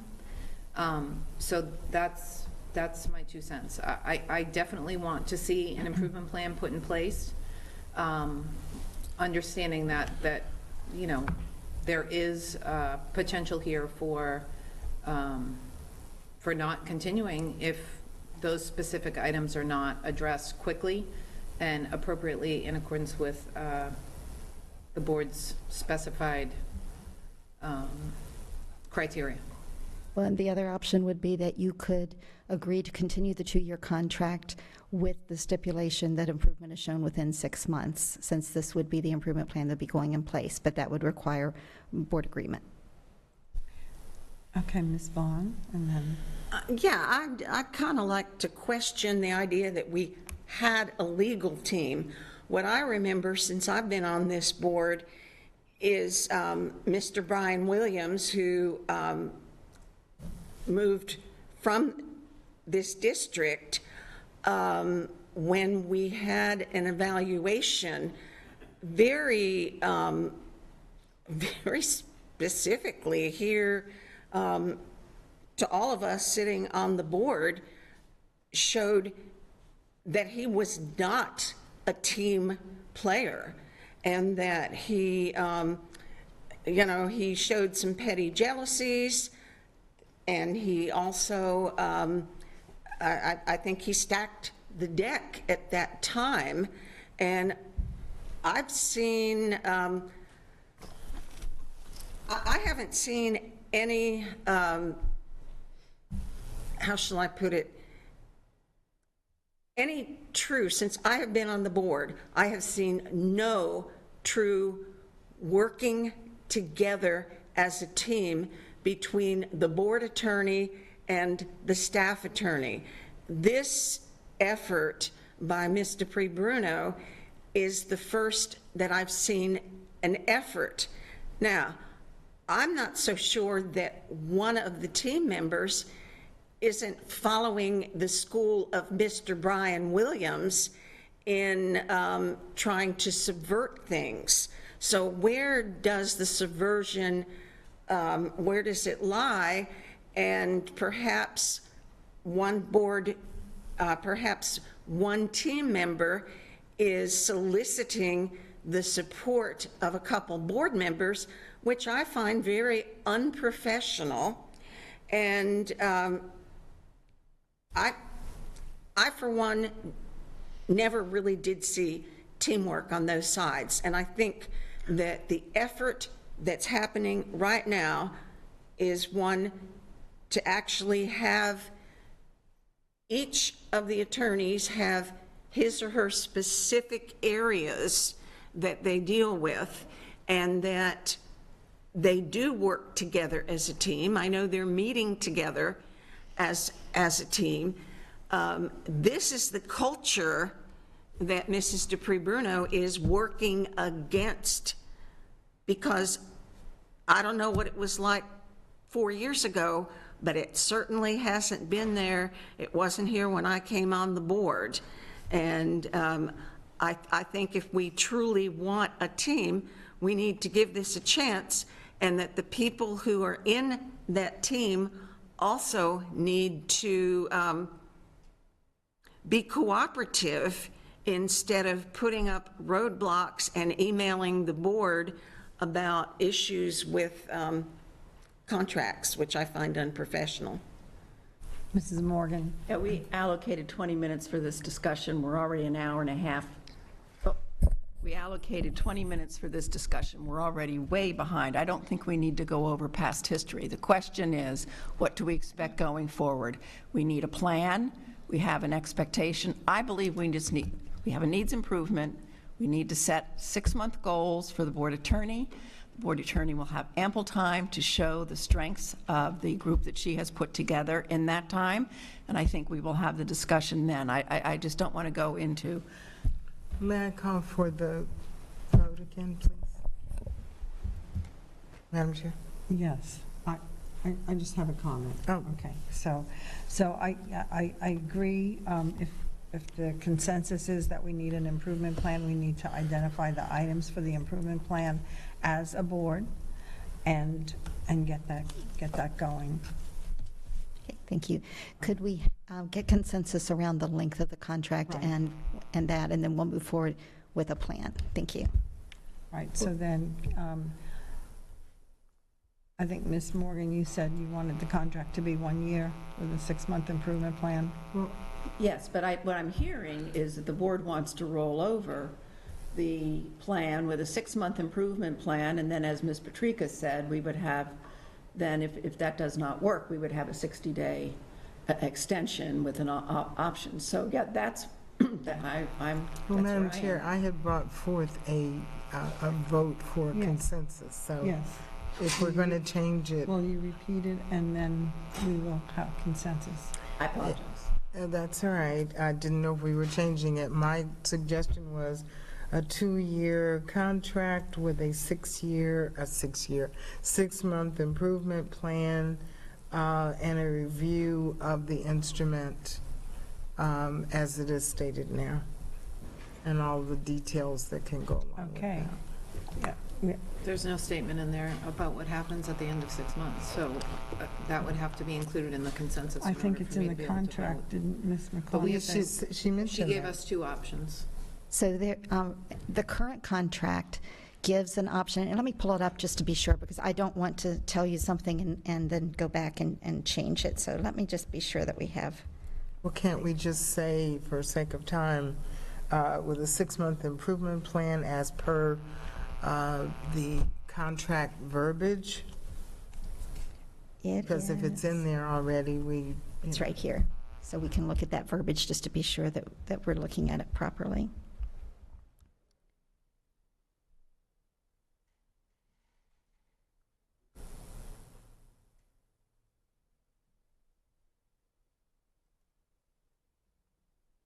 Practicing speed reading here. That's all right. And this is a consensus anyways. Yes, it's a consensus. It's not a Yes. hard A little bit vote. bigger, please? Yes, ma'am.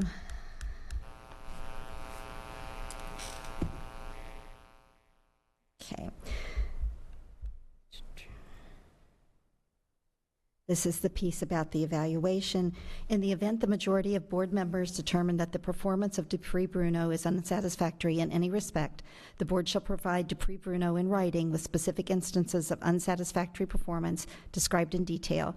The evaluation shall include recommendations as to the areas of improvement in all instances where the board considers Dupree Bruno's performance to be unsatisfactory or needing improvement. Dupree Bruno shall have the right to make written response to the board's written evaluation. All evaluations and responses shall become part of the personnel file.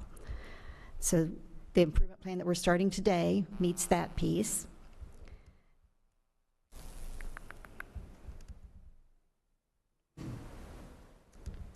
Okay.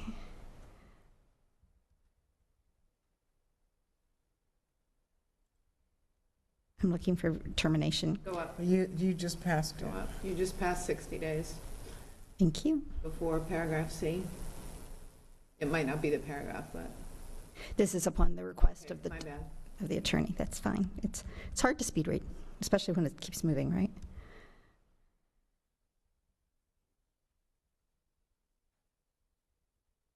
Here we go.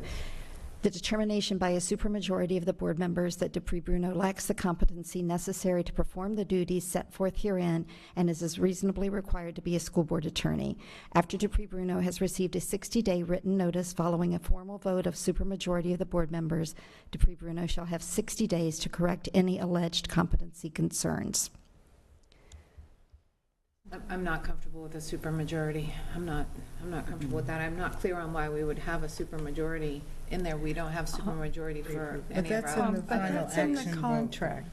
I understand we're talking about reaching consensus, and I'm saying that I'm just expressing my opinion, saying I'm Yes. not comfortable with that Okay. part of But the may I say, consensus. consensus is one thing, and an action vote would be where you would have supermajority. Consensus is just consensus. I believe what Mrs. Patrica is stating is it may be a change in the contract terms, which would mean that would have to be worked out separately outside of this.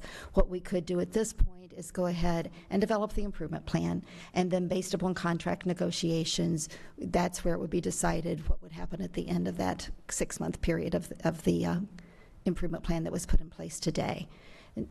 Attorney Dupree Bruno, does that sound correct to you? That's correct. Just remember that contract terms always require a meeting of the minds, which means that the board and I will have to agree. So you can make your proposal, and of course, I will have time to marinate and think about it prior to the rollover of the contract on April 15th. Thank you.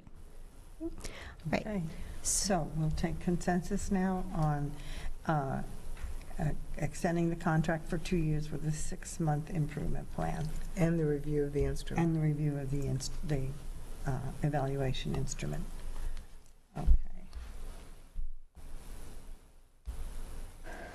1, 2, 3, 4. One can live with it and one no. So 5 to 1.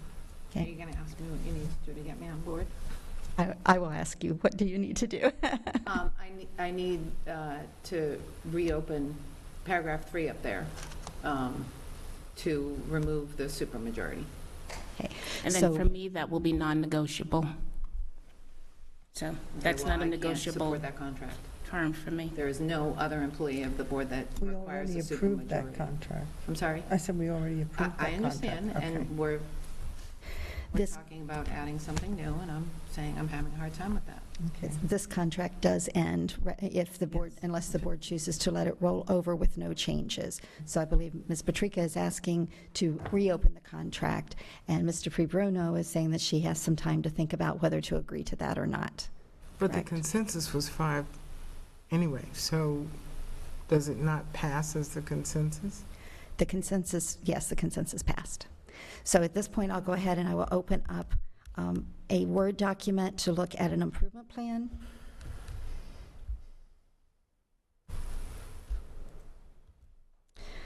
So we did discuss at the last meeting, I believe Mrs. Morgan and Mrs. Gittens both mentioned these 3 areas. Policy, which would involve Neola, which was review of board policies, the budget of the board attorney's office, and then the legal department. So are those still the main 3 areas that the group wishes to talk about and develop goals around? Are there any additions or any comments? Mrs. Patrica? What does legal department mean? I'll leave it up to the 2 people who brought that forward. Mrs. Morgan, if you would bring your microphone over, please. Thank you. Well, I'm struggling to remember, but I do believe that, I guess what I'm thinking is, adequate performance or a 360 evaluation of the legal department, to me, would be one way to deal with that, because the issue is not just Attorney Bruno, it's the department that she has put together and whether or not they meet the needs of all the stakeholders. So that would be my sort of gut response. I didn't make a note when I made that comment, so I don't remember, but that's what I would like to see. Mrs. Gittens, I believe you had sent the email with those 3 items. Well, and my caveat on the legal department is the whole legal department, and I know they all meet together and all that, but one person reports to the superintendent. And the next however many days we will have a new superintendent. I think that it's kind of all muddy right now until the new superintendent gets in and addresses that issue as well. Because if one person is reporting to the superintendent and he decides to do something different, that is within his purview to say this person will be a part of the legal team, that he either wants to or doesn't want to do that. So it's kind of all in flux right now until we see what his decisions might be. I do believe, and I can't remember which section it was called, but it had to do with relationships with board members individually and all of that. I can't remember the name of it, but I think that is something that should be, I believe it was a low mark and it needed to be addressed as well. And I don't know what we call it. So, We do have the evaluation available if you want to pull it up and look at it. My biggest concern with setting this is that we make sure that whatever areas are set for improvement, that they're very clear to the board attorney, and that they have clear goals around them so that it's easy to tell have those been met, so that everyone is very clear on exactly what the outcomes should be. well, may I ask on that then? Okay, the 15th is our deadline, is what you're saying, to have something in place, right? Yes, ma'am. That's what you said. But to sit here today and to fill in the meat on these bones that are there on the skeleton is a little bit difficult. My understanding is that if we don't have this in place by the 15th, it goes to 2 years anyway. The contract will roll over on the 15th of no change. Now, along with agreement from the board attorney, that could go into effect with the understanding that an improvement plan would be in place, because we know that there is a 6-month evaluation regardless, because that's already in the contract. It would be a discussion here at the table as to whether the board attorney is comfortable with having that move forward without the plan in place before the 15th, or if she is willing to give the board time to put that plan together. Well, that's what I'm saying. I don't see where today we're going to put all of the caveats and everything on this plan today. So it's almost like we need input from the board to give to you, to have in a document, so that she can look at it and go from there. Okay, thank you. Ms. Morgan? Yeah, so based on what Ms. Gittin said, I think that's probably true, focusing on the legal department at this point, unless we can come up with some expectation that is quantifiable and has a timeline, whatever. I think that's the wrong way to start. So I think we need to start with policy. We have all stated in the evaluation, every single one of us, I believe, stated that we are. Sorry. I believe that every one of us stated in our evaluations that we are woefully behind in our policy review, and have not made any progress really in the last 2 years, except we're legally required. To me, that's critical. We are spending a lot of money to bring Neola in. I think the legal department has a responsibility to complete the Neola process in a reasonable period of time. And I don't think that's a staff job. I think that's a legal department job. So I would say we start with policy and say, what are the goals with respect to policy and the policy review process? And then, timeline with, certain deliverables in 6 months, like Neola's done in 6 months. It's doable in 6 months with three people in the board attorney's office and one staff attorney. So this is a goal that I will be more than happy to take on, because the desire is to have Neola in place as soon as possible. So I do know that Neola has said that it could take 6 months to a year, depending on really how, not just how the attorneys move, but when these policies come before the board, how the board moves as well. But in terms of what the legal department can control in terms of processing and moving these things forward, I accept that challenge. I'll be more than happy to implement that and hopefully move it as quickly as possible. Thank you. Superintendent Savage. Thank you, Ms. Fisher. I am hesitate to even weigh in at all, but I just wanted to make sure you're aware while it's true that the policy level definitely sits with the board, and I appreciate the board attorney's candor about 6 months and whatnot. I think the concern I would have from a practitioner standpoint is this is a huge lift for the organization anytime you are adopting significant policy revisions, because we then have to enact that policy. And so there's absolutely no way it would not be setting fair expectations for all of you if I didn't disclose that there's always, in any time that Neola has been adopted anywhere, there's a significant level of staff effort that has to complement this piece, whether it's through the process documents that go along with it. It's a huge body of work. That's why even 6 months to a year is very ambitious, I would argue, from even just a pure policy standpoint, but there should be, I would hate to have the next superintendent come in with, thinking that these are kind of tethered together. There's going to have to be a significant investment of staff time, which we have certainly discussed, because this is a great work for us to be doing as a district, but I just don't want to, I just heard 6 months, and I thought, I appreciate your willingness. I would just say there needs to be an awareness of everyone on the governance team that the impact on staff as well. So in terms of drafting the policy, that's one thing. Implementation of the policy, that's on staff, that's on the district.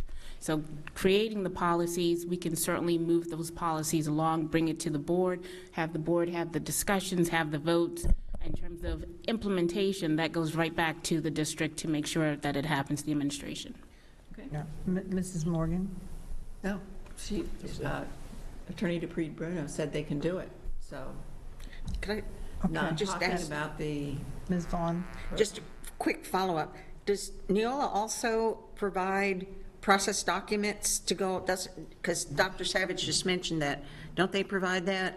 Yes, so Neola will, so as we're going through the policies, it will be by division. So we will, for example, go through the HR policies. You go through that set of policies, and then they will have the process documents that go along with that policy, as well as any forms.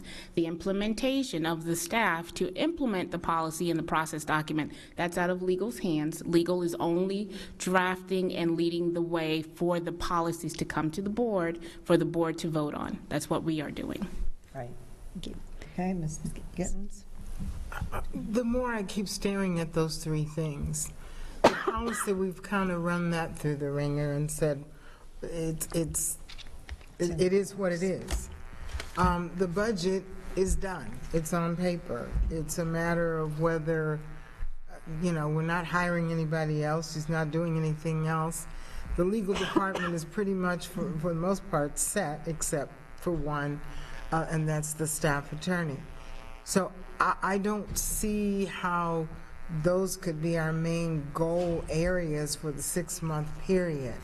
And again, I would go back to the evaluation instrument and look at some of the items where there were low marks, a consensus of low marks, and that would be the basis for, like someone mentioned, Ms. Patrick, I think, mentioned, what is it? When she's, Robert's Rules or something of that. And in 6 months' time, that to me could be something that's up there, because in 6 months' time, you'd be able to see how did we do with that? How did she, were there errors, were there oversights or whatever? But the other things are like, they're done. And it's not something we can say, we want you to improve Neola in 6 months, or we want you to improve your budget in 6 months, or the legal department. They're all done, which continues to take me back to the instrument. And I think that each of us should provide 2 or 3 items that we feel should be on the improvement plan, give it to you, we look at it, and go from there. Those are not things that I think we can enforce to change in 6 months. Just my thought. Thank you, Ms. Gittens. Mrs. Morgan, and then... So what were the 3 lowest scores? I'll pull those up so we can. I'm sorry I didn't bring my... I have them, so we're... I know you do. Thank you.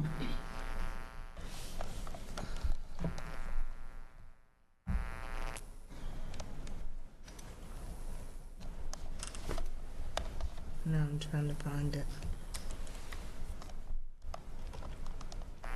The final would have come from you, right, Ms. McClung? Yes, ma'am.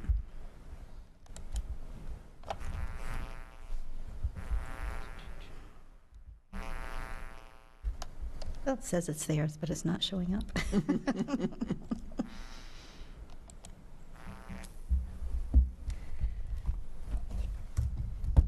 Let me put it up. I'm going to pull it up on my computer and drop it back in the Dropbox and see if So there are a couple ways to do this. One way would be to look at the 3 lowest scores and basically try to tackle those. The other would be for each board member to submit to Ms. McClung for each section a goal that they would like to see accomplished in a 6-month period.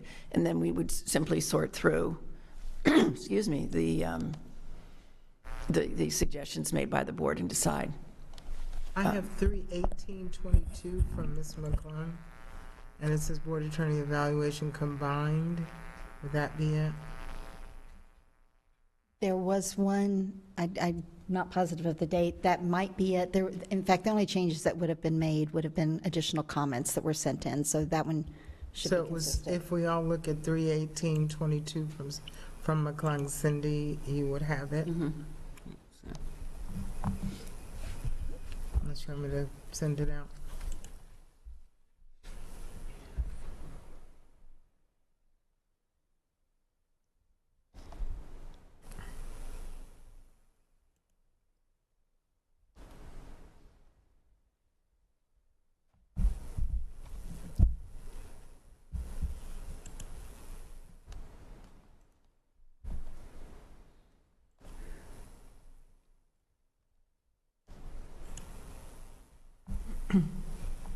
There we go.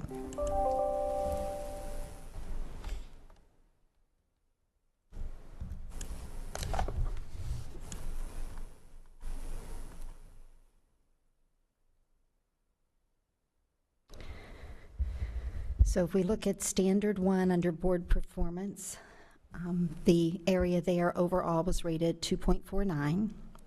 Stakeholder was 2.48. Legal was 2.40, and professionalism was 2.47.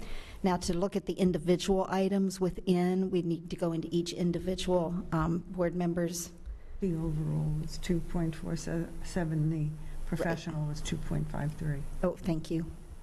Thank you, yes, I misread that. I was looking at the number at the bottom.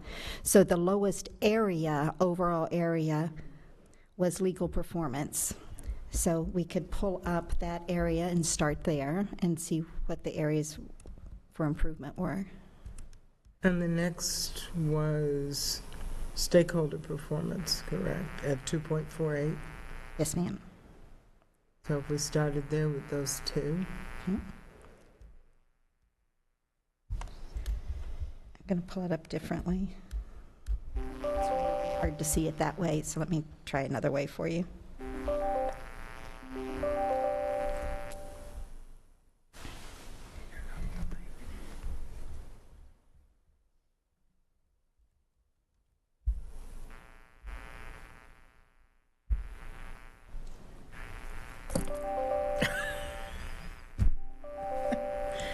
Didn't work. Okay. So if we look at standard 3, which is the legal performance,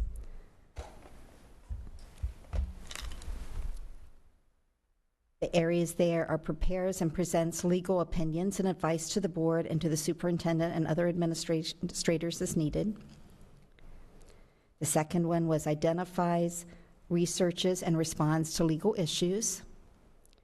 3.03 provides consultation and advice on behalf of the board on litigation and other matters. 3.04 prepares or approves contracts as to form and to content when applicable. But I think legal performance was the highest one, so I thought we were not going to. That was the lowest. It was the lowest. Oh, it's showing on here 3.50, correct? No. No, there weren't any that. Oh, she's in legal performance looking at. I mean, of the overall areas. Okay. Overall areas, legal performance was a 2.40. You're looking at District 1. You're looking at the District 1 number. If you look at the bottom, it gives the Go overall. all the way down to the bottom? It'll be in bold. The number that's in bold is the... That's where it's confusing.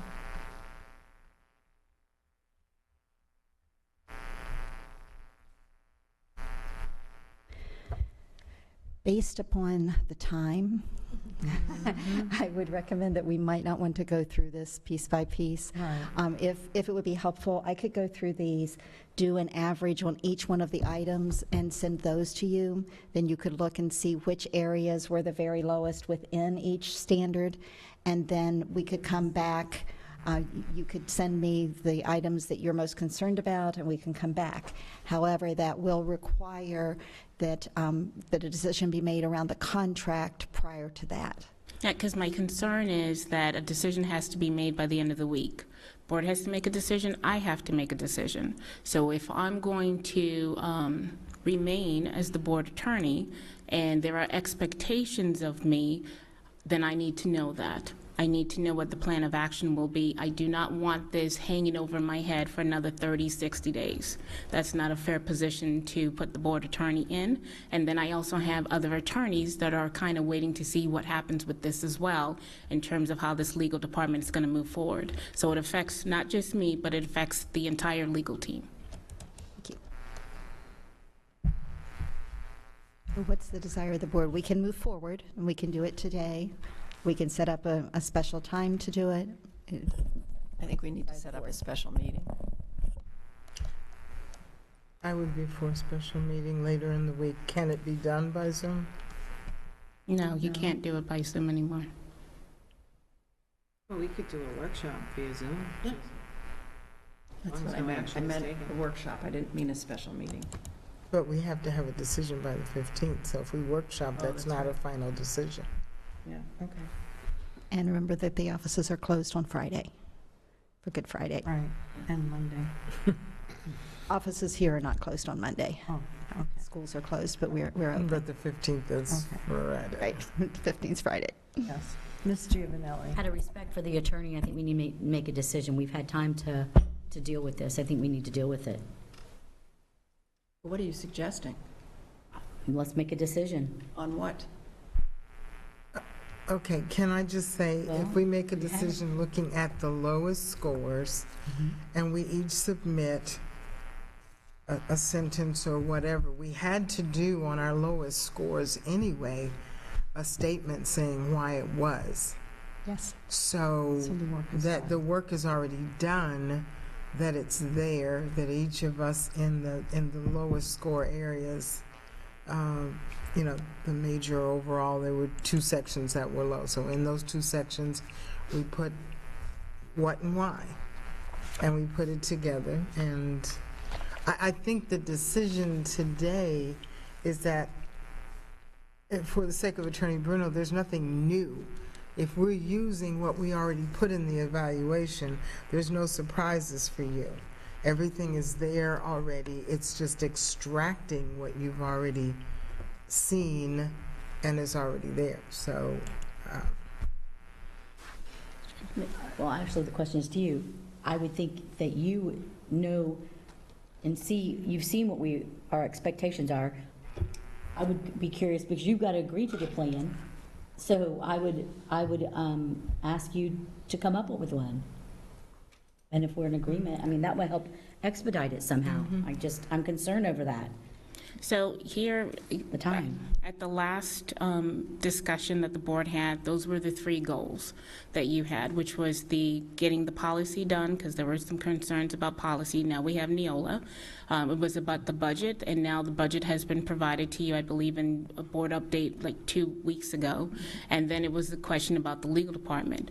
Generally speaking, the key points that came out of the evaluation was that some board members felt that one board member had more attention or more access than others, that the board was not being represented equally, that all 7, I believe that was one of the major points. The other major point was that there was issues with the staff attorney and the legal department overall. Those are, again, one thing I can't do is control other people's reactions to relationships. All I can do is continue to outreach, which I will continue to do. And those were really the gist. In terms of legal performance, some of the things that came up, and this is why this evaluation tool, I think, was flawed, and it's not an accurate evaluation tool. There were some things that came up that you are unethical in some of our litigation cases. Now, where did that come from? I don't know, but that was a low score, and somebody put in there, I don't even know how to score this, because I have no idea what you are doing. I have no idea how you actually deal with stakeholders. I have no idea who are the stakeholders. So those were things that I think flawed this evaluation tool from the very beginning, and I think it's actually probably not the best thing to do to move forward on providing goals and recommendations based on an evaluation tool that was already flawed to begin with. So if I had to say, I do understand these 3 goals that you did have, which regards to the policy, the budget, with regards to the legal department. I would agree that really needs to be left to Dr. Bernier in terms of how he wants to proceed with that. That's really, I think, a superintendent's call. With regards to the treating all board members the same, I would ask that if a board member feels that they're not being treated the same, you need to tell me, because I strive to make sure that all board members have the same information, and then I have my one-on-ones with you. So if there's something like that, you need to please advise me of that. With regards to, it's very hard sometimes, I think, for non-attorneys to evaluate an attorney, because sometimes legal concepts are very difficult to understand. So I think I will try to work on explaining certain legal concepts as best I can, but do understand that sometimes it's difficult for a non-attorney to evaluate an attorney because you don't know. In addition, I think that probably for the 6-month review, what I would ask is let's work on an evaluation tool that is more reflective of what I do on a day-to-day basis in my contract. I would request an evaluation tool that actually takes into the consideration of some of the staff members that we work with on a day-to-day basis, hear what they're saying in terms of what legal is doing for them. I understand the concern about the new team that has been put into place and whether or not they will be effective for the district, and I'm going to be evaluated on that. I will take 100% in terms of what my team is capable of doing with some guidance and with some feedback and working together. So I take responsibility for my team. So in 6 months, let's talk to staff and see if my team has delivered in terms of what their expectation is. That's what I think needs to be done. Let's come up with a new tool that is more reflective. Let's come up with a plan so that we can get feedback from staff in terms of what the legal department is doing and how it is actually helping the district. I've already advised the board that in August, we will come back to the board and provide a presentation on the legal department, what all of the attorneys are doing, and how much it's actually saving taxpayer dollars by having these attorneys in-house. And then let's regroup in 6 months. Ms. Patrica and then Mrs. Gittens. I appreciate you pointing out that it's difficult for non-attorneys sometimes to evaluate the work of an attorney, and I would ask the team to please look at my educational background and understand that I can look at the work and from a legal perspective and understand what's being done, what's not being done. I would ask that, I mean, essentially what Attorney Dupree-Bruno just said is we do nothing for 6 months. That's what I heard. I think we need to have measures in place over the next 6 months. And I think one of the really important measures to keep me honest, to keep the whole board honest, would be a 360-degree evaluation of staff and of outside counsel so that we can get anonymous feedback as to what's going on. Because I think we're all hearing our own things, and I don't think any of us really know what's going on in the legal department. So culture of the legal department, to me, is really important, both in terms of how we're functioning inside the district and how we're functioning outside the district, how we're perceived, how outside counsel is able to work with the district. So I would ask that that be part of a 6-month evaluation of the board attorney at this point. Mrs. Gittens. Morgan. I believe when I brought this up once before, I'm sorry. Go right ahead. I believe when I brought this up once before, the 360 evaluation, you said you had one. A 360 evaluation. I'll have. Said you had an instrument. There was an instrument that was shared for school board attorneys. Somebody was looking for an evaluation. I can't remember if it was a 360. I'll double check that, but there is another evaluation tool that I have. Okay, if you would provide that, that would be helpful. Thank you. Ms. Gittens. Okay, like I said previously, policy, we have policy, budget, and what was the last one? The legal department. Okay, policy and budget are basically off the table. They've been explained away as far as needing to have them on a 6-month evaluation. The policy's done with Neola. The budget is done until further notice. I mean, what can you evaluate? What's going to change on the budget? The legal department is kind of one that could stay because it has some moving parts to it.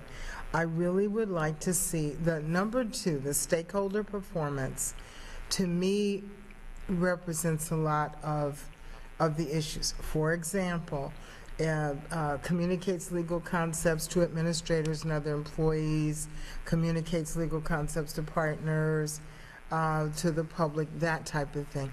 That was one of the sections that was low from several of us because, for one, the instrument itself was very unclear. But even though it is unclear, it's something that we felt we need to look at. So I would be, okay with doing the legal department and stakeholder performance.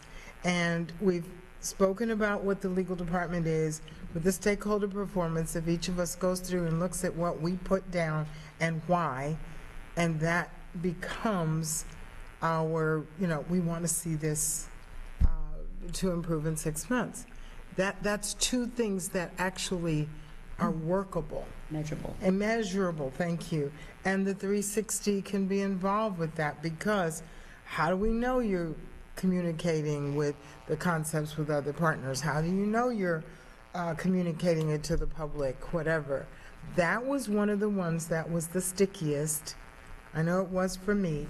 So if we look at revamping it, but look at what's come out of that, how can that improve?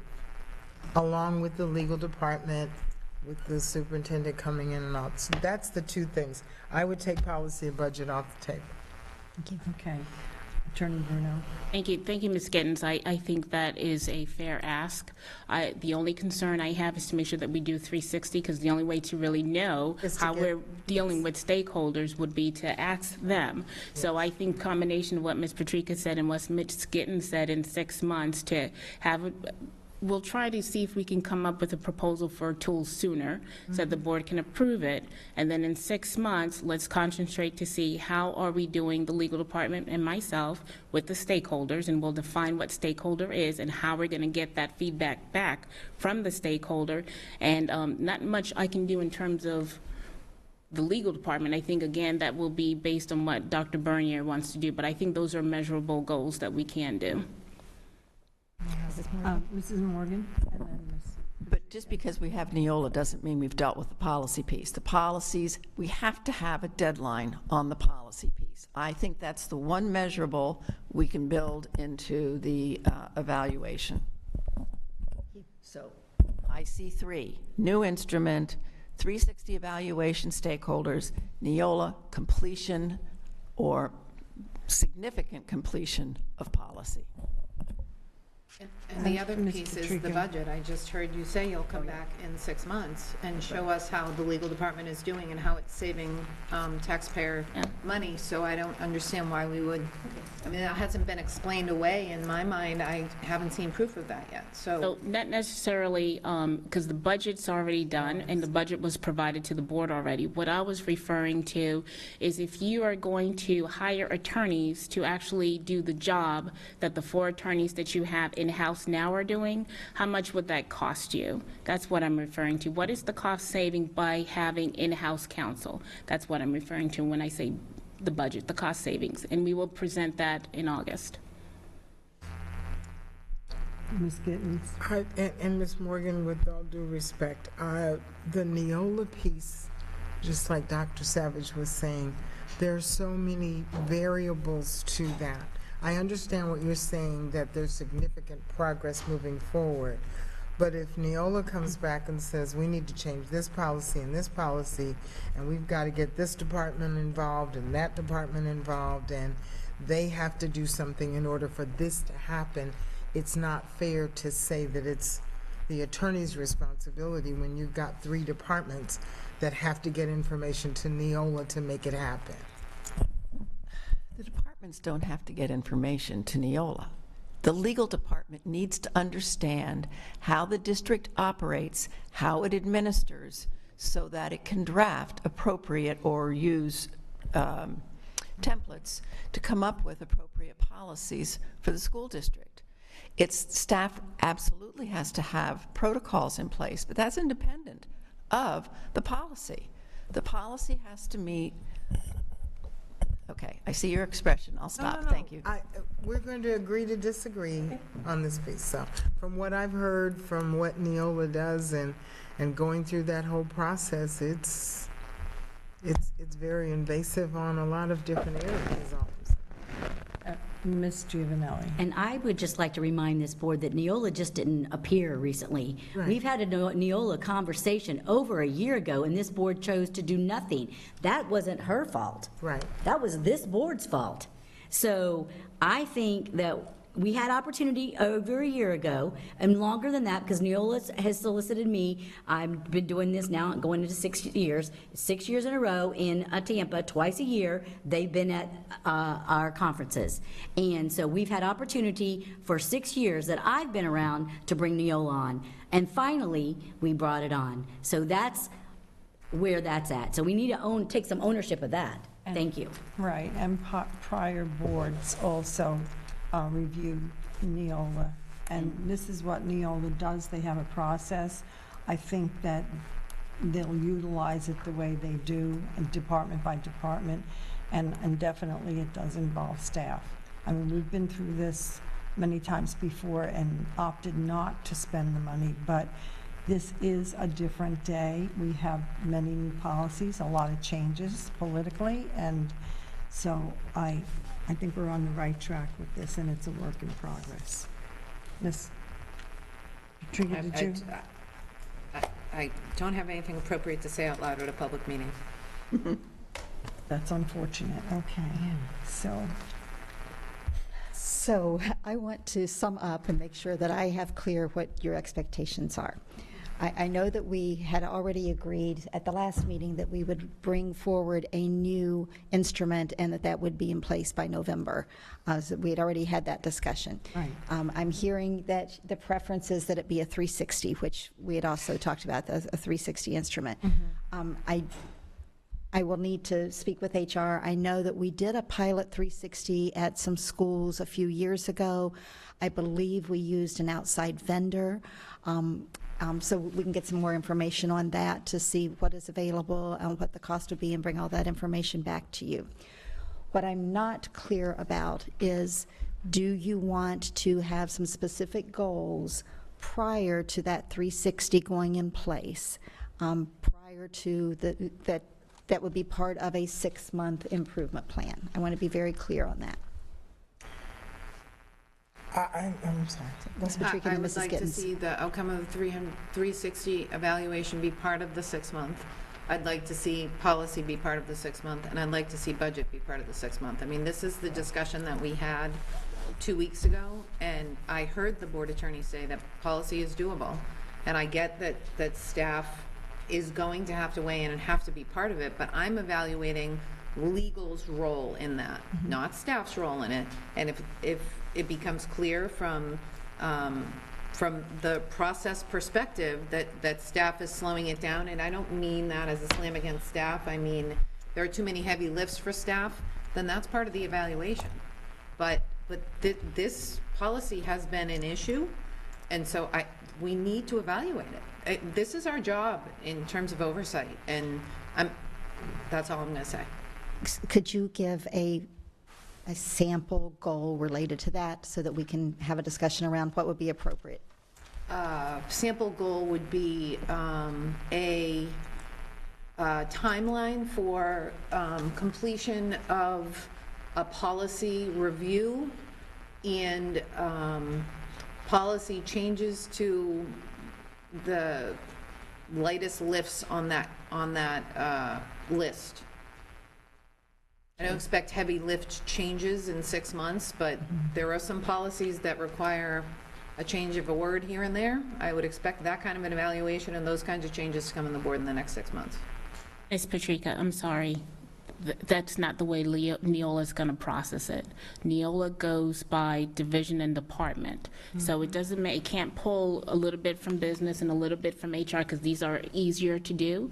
They like to do it by department because they're going to revamp the entire department policy. So which department will be first?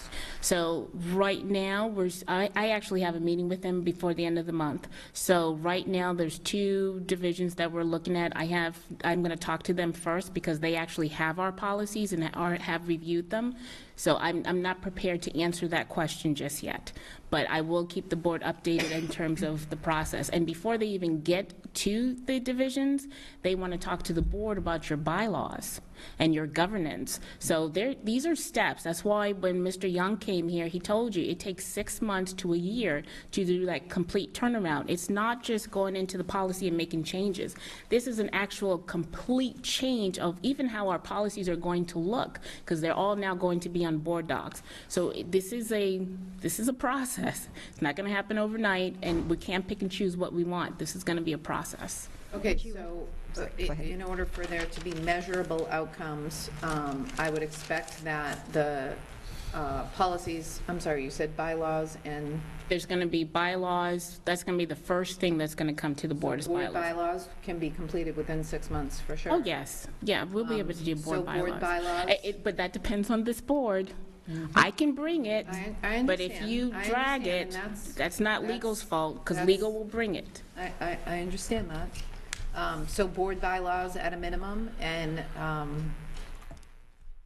we have to have some kind of an evaluation done in 6 months to see where we are in terms of a time frame.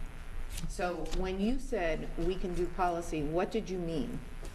The process will start. The process has already started. You're going to start having things come before you. There's going to be discussions, regular discussions with regards to policy. So once this ball rolls, you're going to feel policies moving forward. That's what I mean. It is a process. It's going to take some time. We can't pick and choose what it is, but it's going to be a continuous process in terms of updating the policy from 6 months to a year. Hopefully within a year it will all be completed. That's the goal. I guess the issue is we're going to feel it. We need to find a way to evaluate that feeling. So when the policies are coming to the workshops on a regular basis, and you will see policies pretty much on a regular basis, every month there's going to be policies coming. Okay, so that would be the evaluation over the next 6 months. We will see regular policy changes coming in front of the board. And then if the board doesn't act on them, it's on us, but it's on the board attorney to make sure that those policy changes are coming in front of us, including establishment of bylaws. Okay, so I have the bylaws. I hate to be picky, but I hate the word regular. I think we need to be very specific. At least monthly. Okay, so a minimum of one policy per month. I mean, because I'm not familiar with this process, Attorney Dupree-Bruno, what is a reasonable number to expect to come forward? So, because I have not had that full conversation with Neola after they have reviewed our policies now, it's hard to say that. So bylaws within 6 months. So at least 6 policies with the bylaws within 6 months. I'm comfortable with that. Mrs. Gittens. Okay. Just go with me on this one. When you read stakeholder performance, it says, advises the board and superintendent impact of legislation, etc., coordinates with staff attorney, communicates legal concepts, administrators, other employees, communicates legal concepts to partners, communicates legal concepts to the public. The whole section of highly effective is what we're talking about, okay? Highly effective, and analysis and advice are always thorough and understandable and timely. Neola. Consistently confers with the staff attorney to manage assignments and workflow. That was an issue that we discussed.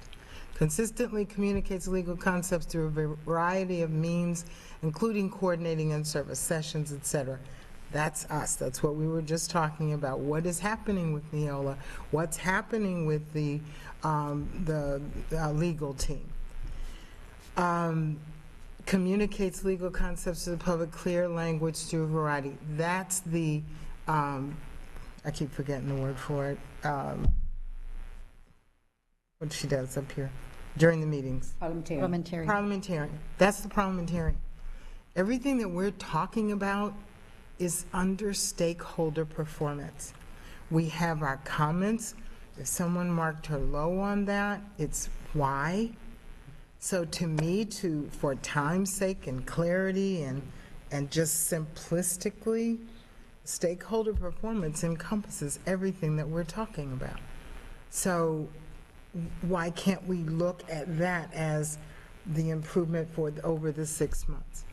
If there was a one, like, I'm just looking through here, there was a low score on communicates legal concepts to partners. So whatever comments were made with that, it's all concise, it's all right there, it's understandable to her, Well, it's understandable to us. It's not understandable because nobody knows who these partners are. So who Well, are we talking along about? with that, though, The is 360. the 360 and the evaluation of the instrument. This is the part of the instrument that gave us the most angst. Yes, and you know me very well. You know I am a SMART goal girl. Yes. Okay, I can't have a SMART goal that says that. So I right. can have a SMART goal that says something like the percentage of stakeholders who agree or strongly agree There you that go. the board attorney provides appropriate information By as this measured by date, the yes. 360, you know, Yes. that would take place within the next 6 months. I can do something like that. However, we don't have an instrument in place right now. So the instrument, based on what's lacking in this number 2, could actually answer all of our questions to an extent. I think, yes, I think it could, but I think we need to go back to our timeline. So our time right now, but also our timeline that by the end of this week, there needs to be some agreement with Attorney Dupree-Bruno as to this plan.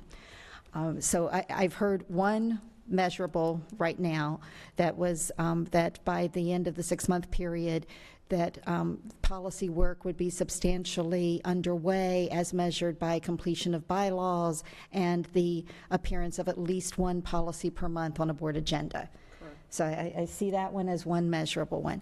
I see the second one around stakeholder performance as if we can get that 360 that we can measure that you were talking about. Redoing the verbiage and defining what stakeholder performance is, because actually, if it was only a few points away from not needing improvement, and stakeholder performance was the one that was so confusing for everyone, that's what we need to work on. So, anyway. Other comments? Only thing I'm going to say is, why are we doing this that's so important to us, so important to our board attorney on April 11th? What does that say about us? What does that say about our planning? This is just wrong, and to put so much pressure to say, well, maybe you'll just have 6 months, or I'm sorry, to me, it's just wrong. This should have been dealt with a long time ago. Here we are, how much over our discussion time with no resolution. And again, it is halfway through the day on April 11th. I say, roll the contract the way it is, and I'm just frustrated, and I'll have to say disgusted with the conversation, with the unfairness of all of this, and the fact that we're doing it 4 days before the contract is supposed to end. Ms. Giovanelli. And I would completely agree with this, because I brought this up when the interim evaluation, I brought this up to have this conversation back then, and nobody at this board had an appetite for that. So let's move on. Thank you. Ms. Patrica. I have a responsibility for oversight, and just moving on does not, in my estimation as a professional, fulfill my duty for oversight. I don't know why we're here in terms of the time frame we are, but I can tell you that I read every one of my colleagues' evaluations, and the conversation here at the table today does not reflect most of what I saw in those written evaluations. I was right in the middle in terms of my evaluation, and I feel like I'm one of the few people pushing for measurable goals that can be looked at in 6 months. So I mean, I didn't want to say this earlier. I said what I can't say publicly. I feel like I'm a little bit like in bizarro world. Like, I read materials in preparation for today's meeting, and those materials do not match up at all with the conversation that's taking place at the table. So I'm confused. And just to be clear, in order for me to move forward, I feel like we need measurable goals in those 3 areas. And also in terms of the comments that were made by board members in the evaluations, I believe we're only required to comment if we have a 1. The lowest evaluation or the highest evaluation? Correct. We Yes, are not ma'am. required to, so I don't know that the comments in the evaluation are informative in terms of the lowest categories of performance. So we have, we did the evaluation. We identified 3 things we wanted to look at. But they don't. There's a work in progress on each one of those. There have been changes in the legal department. This board has a responsibility for oversight. This board, the whole board, all 7 of us. We do not work well together, and we beat a dead horse constantly. And so I think that we should not be here on April 11th, when the contract is expiring on April 15th, having this discussion. I agree with Mrs. Vaughn, because we have a responsibility to keep the business of this district going. We've had enough disruptions, and I think now we do have to move forward, and we have some measurable goals. I have 1.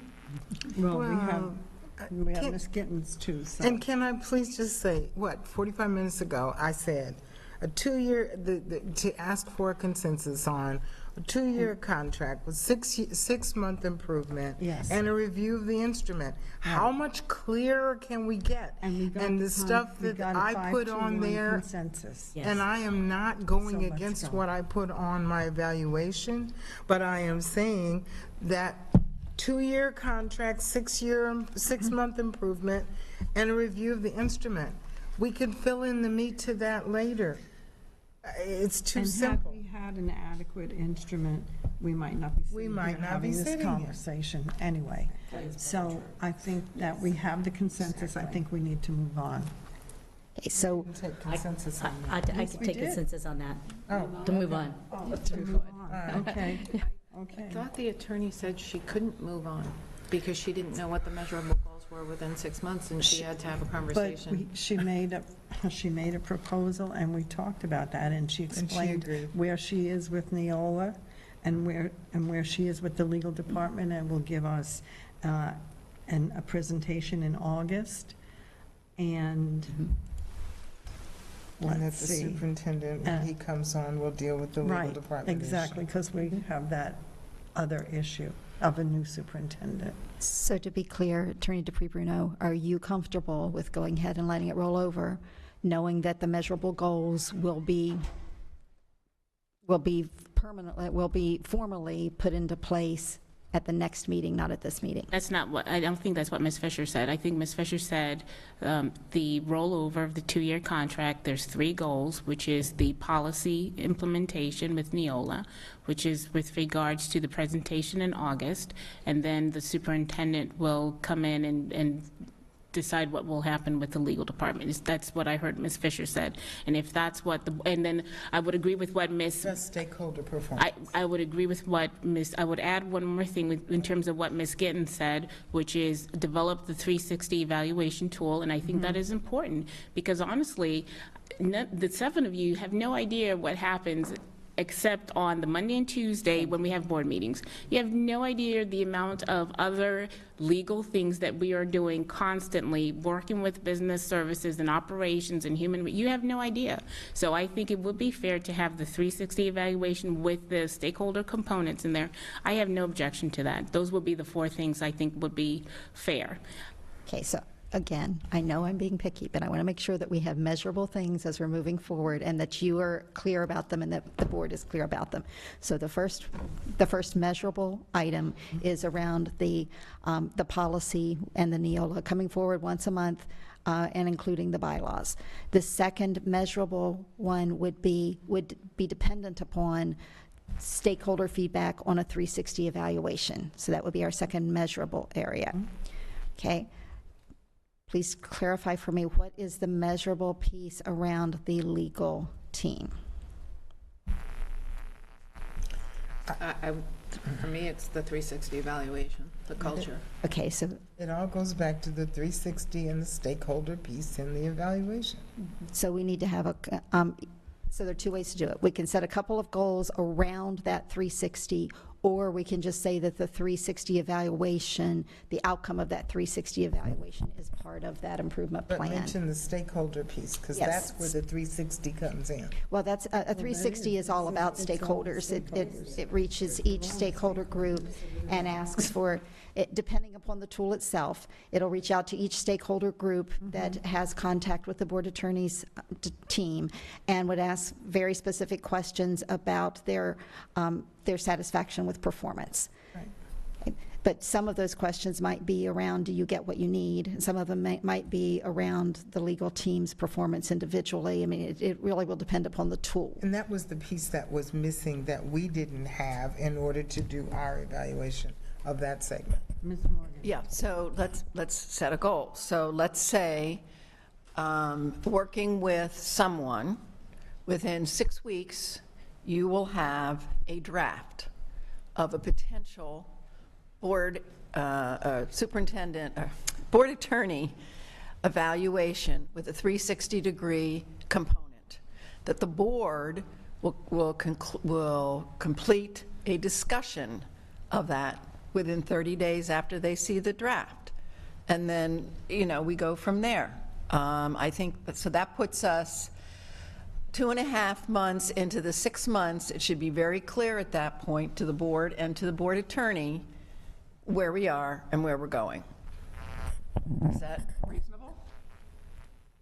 To have the 6 weeks and then the 30-day, I don't know who you will work with, but somebody to help draft and create a 360 evaluation. I don't have any objection to that. And I think that, if I may suggest, you need one for the superintendent as well. So that may be a good opportunity to draft something for both. Yeah, so we'll talk with HR about what is available. I know that is part of the superintendent's contract. My guess is they're going to be working with an outside vendor of some type rather than trying to develop that in-house, but we'll know more about that within 6 weeks, right? Okay. All right. I feel much more comfortable now because now I can put goals around those, that we have something very clear that we're going to do. So with that, I think we're ready to move on to the next piece. Yes. Okay. we are.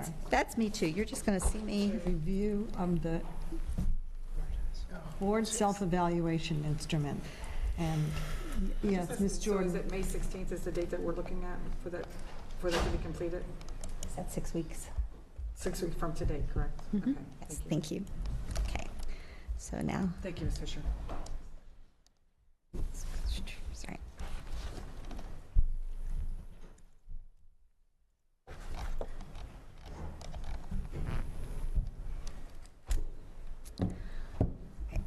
So you received a copy of a draft board self-evaluation tool, and Mrs. Sorry, there we go. Mrs. Morgan did a lot of work on this. I did a little bit of work on this, but she really put a lot of time into this based upon feedback from this team several weeks ago.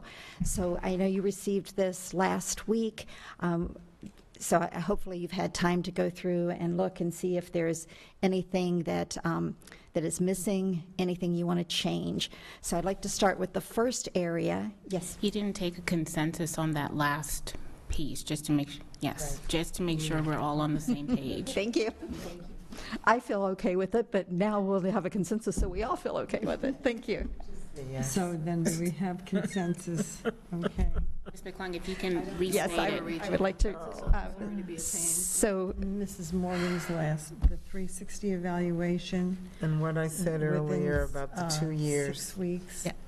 I'm sorry, two people were talking at once. Can someone state the consensus in a sentence? So consensus would be agreement that the contract, the board attorney contract would roll over for 2 years, that there will be a 6-month evaluation based upon an improvement plan, which it will include the pieces around Neola, working with Neola in order to make sure that bylaws and at least one policy per month are in place at the end of that 6 months. And there will also be an agreement to, or a goal that would say that within 6 weeks, there will be a draft of a 360 evaluation tool, and then 30 days for the board to have discussion and revisions around that. Is that correct? The only thing is with regards to the policy will be brought forth to the board, but it's up to the board to vote to put it in place, not the board attorney. So the board attorney will bring the policies to the board. So bylaws would, and at least one policy per month would be brought forward by the board attorney's office. Just one? Were you here for that one per month? I missed minimum of one. A minimum of one per month. I know. Yes, ma'am. Sorry, that's pathetic. Is that open for additional discussion? No, it's already been agreed on, whatever. Okay. So do we have consensus? Yes. What would it take to bring you up? Whole conversation, does that matter? Okay. I continue to have concerns about the supermajority part of the contract, number one. Number two, what do we do with that 360-degree instrument in that 6-month period of time? I get that we're going to have it in place after, what did we say, 6 weeks and a month? Is it going to be distributed and results will be brought to the board in that 6-month period of time? Yeah. Well, the contract talks about an interim evaluation, so this would be part of the interim evaluation that you already have in the contract. Right, but the contract doesn't talk about a 360-degree evaluation, and to me, that's necessary as part of the 6-month sort of And trial that's in our period. goal. This is not a trial period. I think this is the contract that's being rolled over for 2 years, and then part of the interim evaluation, which is already going to be in 6 months, will include the things that Ms. McClung has said, and the measurable goals are what Ms. McClung has said is what you're going to be looking at and give me feedback on for that evaluation. And when I stated, I did say that that 6-month evaluation would include a 360-degree evaluation. Right. But that has to be developed within that time. All right, so I Does that- continue to object based on the supermajority part. Supermajority. I'd like to Okay. reopen it. Okay, Ms. Jordan, I Renegotiate that. didn't notice your She was out. consensus. Yeah, okay. So it's 6-1. Okay, thank you. All right, so then we'll move forward with this self-evaluation. I believe, and let me back up just a moment, if you still have a concern about the supermajority, I believe the appropriate time to bring that up would be when the contract comes before the board for a vote, and then there would be a discussion around that. When will the contract be coming to the board for a vote if it's being, It won't, it's automatic. it's not going to come to the Will be board an for 2 automatic years? renewal. So you would have to bring something forward. You would have to bring And something as forward. far as I'm concerned, that clause is non-negotiable given where we are right now. So that is not a negotiable term for me. So I think you're both clear on that, so that would be something that would have to come forward as an action. Thank you. Okay, so now moving to the board self-evaluation instrument. We'll start with the governance piece, which says the board governs responsibly and ethically, establishing norms for governance team conduct and for evaluating governance team performance. So this is all about how you work together at this table and how you govern among yourselves. So as you look at that, are there any items first that you believe need to be added? Yes, ma'am. So are these meant to be statements and then we do 1 through 4? Yes, ma'am. Okay, I just wanted to, because Yes, thank you for sometimes you clarifying. see like all board members, some board members, yeah. So it's going to be a 1 through 4. Okay, I just want to clarify, thank you. Basically, to fully agree to. Right. Strongly disagree, yes. Okay. Okay. I'm a little confused. This one was okay. What is our goal in going through each one of these now? That this would be the new self-evaluation instrument that the board would be using to conduct your self-evaluation, which would be done within the next month. So would this be put into the same type of instrument that we all use for employees and all that? This would be the same instrument. It would be the same format you used before. And that's what she meant, the four? Yes. Okay, I'm with you now. Thank you. It's okay, it's been a long day. I had to catch up, but I'm there. Okay.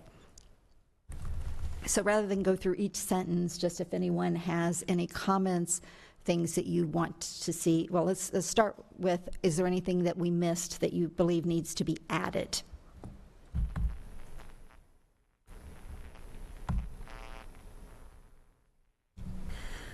I would just like to say thank you. Thank you, Ms. Morgan. And thank you, Mrs. Vaughn, for really going through this and putting all these here. I'm sure to take some time, but thank you for that. You're welcome. Yes. Yeah, I feel like there's, in the last bullet point, I agree, conducts annual self-evaluation. There's a lot there, goals, action plans, professional development, because it might be hard to answer that. It may be that you feel like, yeah, okay, we set goals, but maybe we don't do anything about professional development or discuss what we feel would be appropriate. So maybe even dividing that somehow, or because there's just a lot in that one. So it could be two separate items, one that the board conducts an annual self-evaluation, and then the second one could be that the board sets improvement goals based upon its self-evaluation. Or yeah, whatever that would make it, actually that generalizes it more. Which one is that, the last one? I'm looking at the last bullet point. Under governance? Let me just say that the reason I put them together is it doesn't do you any good to do a self-evaluation if you don't have goals and action plans. Right. So that's, to me, it was all one piece, and then if we only do part of it, then it's not a 4, it's a 1 or a 2, whatever. Okay, so, okay, so after what you just said, so a 1 through a 4 would be whether we acted on our goals and action plans. You know, a 4 would be we have, you know, we set a goal, we kept it, we did this and we did that, and a 1 would be we didn't even set it. Or you did the evaluation and did nothing else. And that was it, and it just sat there. Since we know you always do an evaluation, that's part of your protocol that you do. Okay, I'm fine with it then. Mike, when you're done with that one, I have a question on the first one. Okay.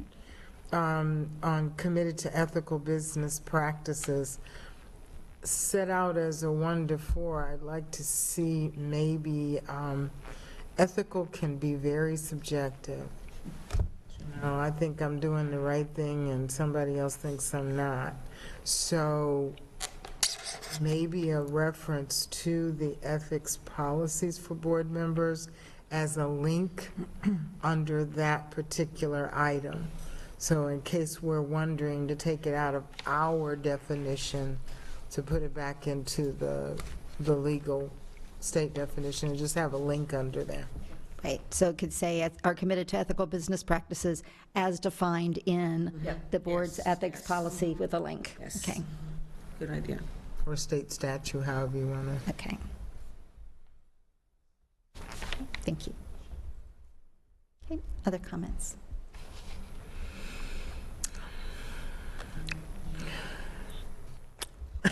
I'm just seeing subjectivity. The second one as well. It's very subjective to say that you're treating someone with dignity and respect.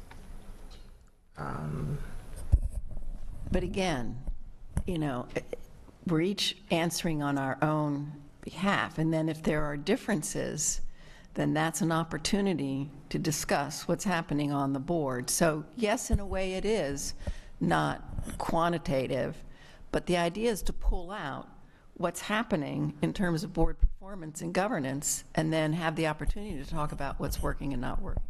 I mean, I agree it should be there. I just, my own thoughts anyway. Okay. And those results give you the basis for your improvement plan. And since you penned it, Ms. Morgan, maybe seeing what you would have as the 4 would be helpful. As, you know, what would be a 4 in that? What would be a 1 in that?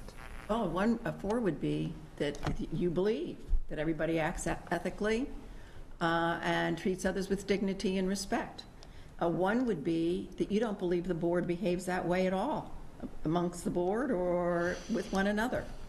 And then 2 and 3 would be somewhere in between that, you know. And again, you have to make comments as to why you grade things the way you grade them.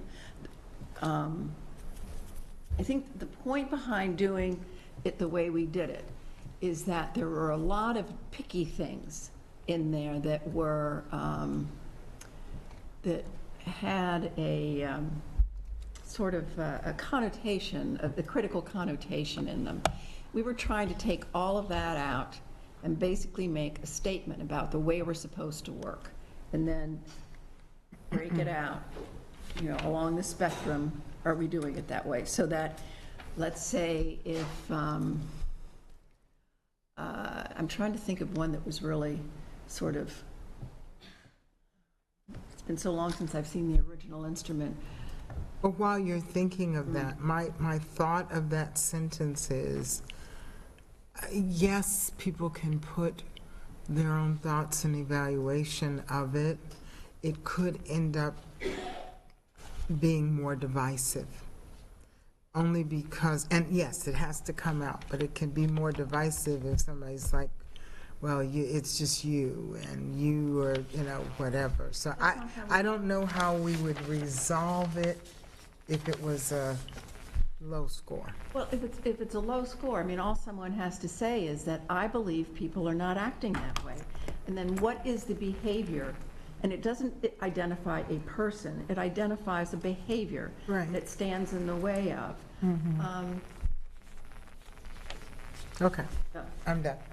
I believe that one's on the current one as well. I believe that it's already on there, yes. So that one really wasn't a change other than possibly slightly in the wording. Any other comments around the governance piece? Yes, Mrs. Vaughn. Yeah, I'm wondering if the one that reads, it's 1, 2, 3, 4 bullets down, the board and the superintendent work effectively as a governance team, building the consensus. I'm wondering if that same statement should be on the superintendent's is it on the superintendent's as well? Because a lot of this could rest on the superintendent. So, right? Yes. So as we move forward with doing that evaluation, I'm making a note to make sure that that's on there. Yeah, because it goes to the timely discussion of important decisions before board agenda review. Thank you. Okay. Any other comments for this area? Okay, then we'll move on to the next one, which is policy. Oops. Put that down there. So around policy, the overall concept is the board adopts and adheres to mission-focused policies and procedures. So we'll do the same thing. If you want to look at those, is there anything that we left out? Anything you'd like to change?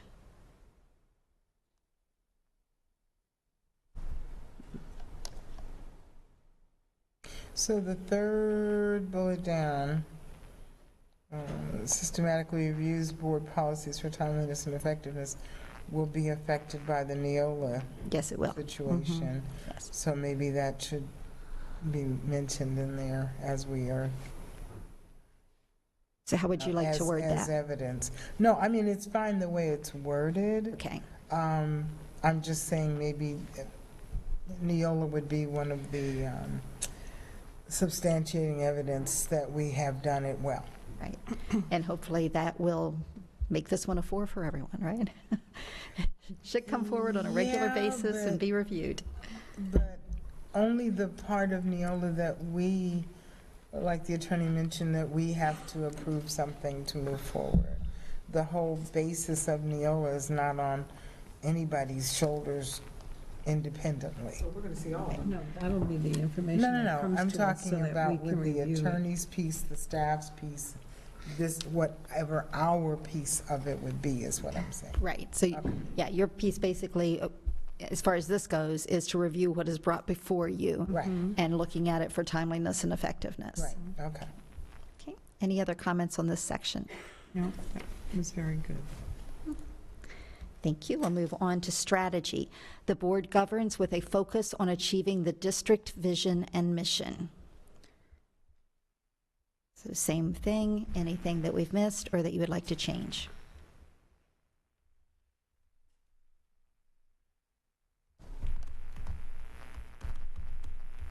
I'm not sure I'm clear on, at the end of the first one, when it says using best practices for evaluating both. The thing that jumped out at, we, in student achievement and academic performance and all that, we wouldn't be the ones using best practices, staff would be. Do you understand where I'm Yes. coming from? So let me read it aloud. So people, the board is focused on student outcomes. Board members state and communicate high expectations for student learning with clear goals and objectives for improving student achievement and academic performance using best practices for evaluating both. And to your point, those really come under the district strategic plan and those goals that are set there. So if you're not comfortable saying that the board states those, how would you like to change it?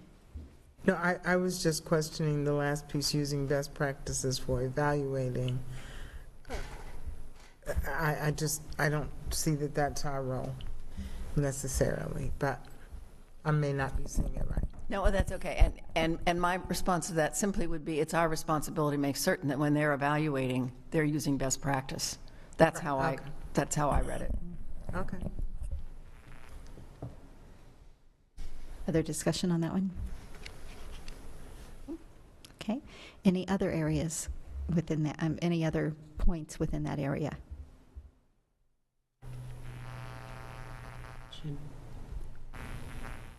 Should this be quantitative? Where is it? Quantitative? Where is it? I'm sorry. Second bullet. The second bullet Yeah. on the third line? Yeah, second line. Qualitative Just a and typo. Yeah. That's why we have English teachers on the board.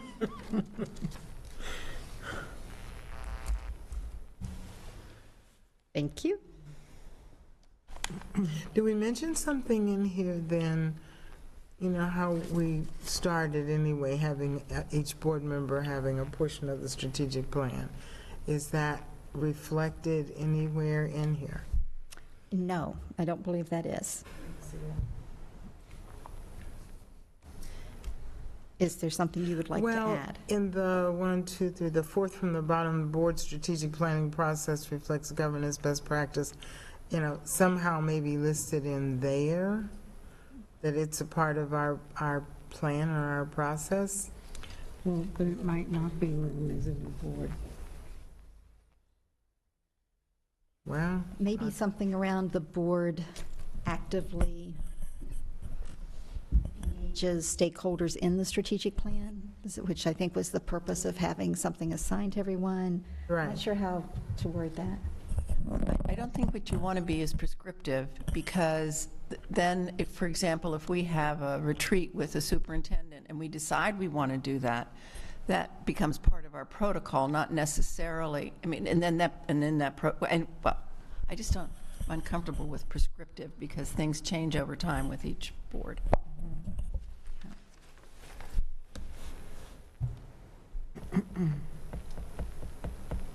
I'm trying to see if there's some wording here that really gets to that point of the board being engaged with the plan, which, focused on student outcomes. Well, in the one that says in workshops or whatever, it says the board engages in continuous improvement using relevant information, so maybe it's a part of that one.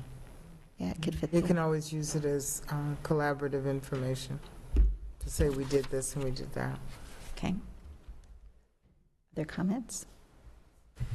Okay, I'm just going to interrupt for a minute and say it's 3 o'clock, and we have this piece to finish, prioritize workshop topics, which takes 15 minutes, and then we have 2 more hours worth of work. So, and we have 1 hour to do all that. And there are a lot of questions on the... So would you prefer to take another look at this individually? We did not receive any responses from anyone over the past week with any changes, but I know that, a week's not a long time, so if you would like to take some time to look at it, we can bring this back. But we do need to make a decision relatively quickly because the board needs to conduct its self-evaluation, by the end of the school year. And we're almost through with it, so I think we should move forward. Okay, great, thank you. Okay, so we'll move on to the stakeholder engagement piece. The board governs with accountability. Ooh, that's not good, battery's running low. Community engagement and public relations. You use this one? Thank you. I don't want to throw it, it'll end up over there. And I don't.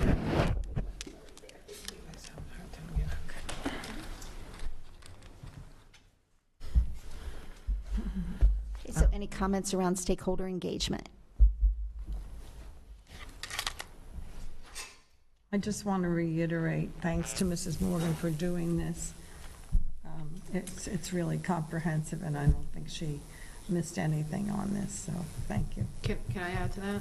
You invited criticism from your colleagues in your email. Do you remember when you said, I look forward to your critical feedback? Yeah. I just thought that was funny. Oh. Sorry. And courageous and brave. Oh.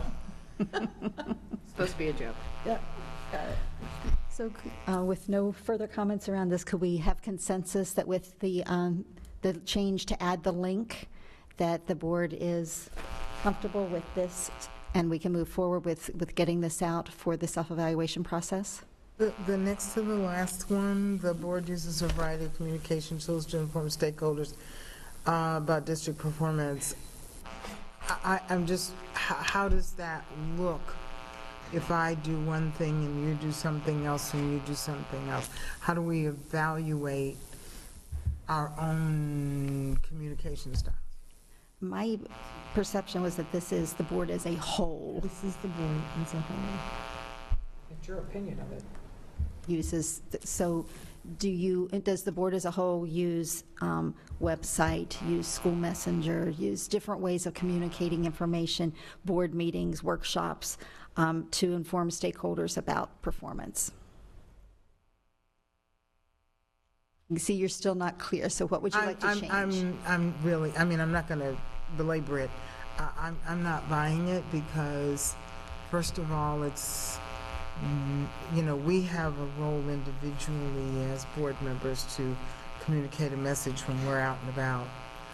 Mm-hmm. But evaluating how I do that or you do that or whatever. That's not what we're talking about. It's as a whole. I'm talking about But that's communication doing that. Yeah, but that's board member communication. That's not board communication. Mm-hmm. For example, when the board chose to develop a website to inform the public around the superintendent search, that was a type of board communication that the board as a whole said, yes, we want to do this. Okay. I'll go Okay with that? You got it. Okay. All right. So I will put out an email asking for approval of a timeline, or not approval of a timeline, but giving you a draft timeline. If anyone has any concerns with that, please get back to me. Otherwise, we'll go ahead with that. We'll get this into the correct format and get it sent out to everyone with that one change, adding the link around the ethics policy. Could we get consensus on that, please? Thank you very much. Wow, 7-0. Woo-hoo. You got a question. Ms. Morgan. Yeah, oh, grab my water to talk into, please. That's why we can't through the straw. Given that we only have an hour, and given that two of the topics don't, well, I would like to see us move agenda review forward ahead of prioritized workshop topics and legal representation. So I think Yes. that's more important. Take consensus. Okay. Anyone else? Okay. Yeah, I think All right, that's- consensus. Bye, Cindy. Bye. I'll see you in a few minutes. Thank you. I do appreciate your time and the conversation. I know it's a lot to do in a short period of time. Yes, we can take a quick break, 3 minutes.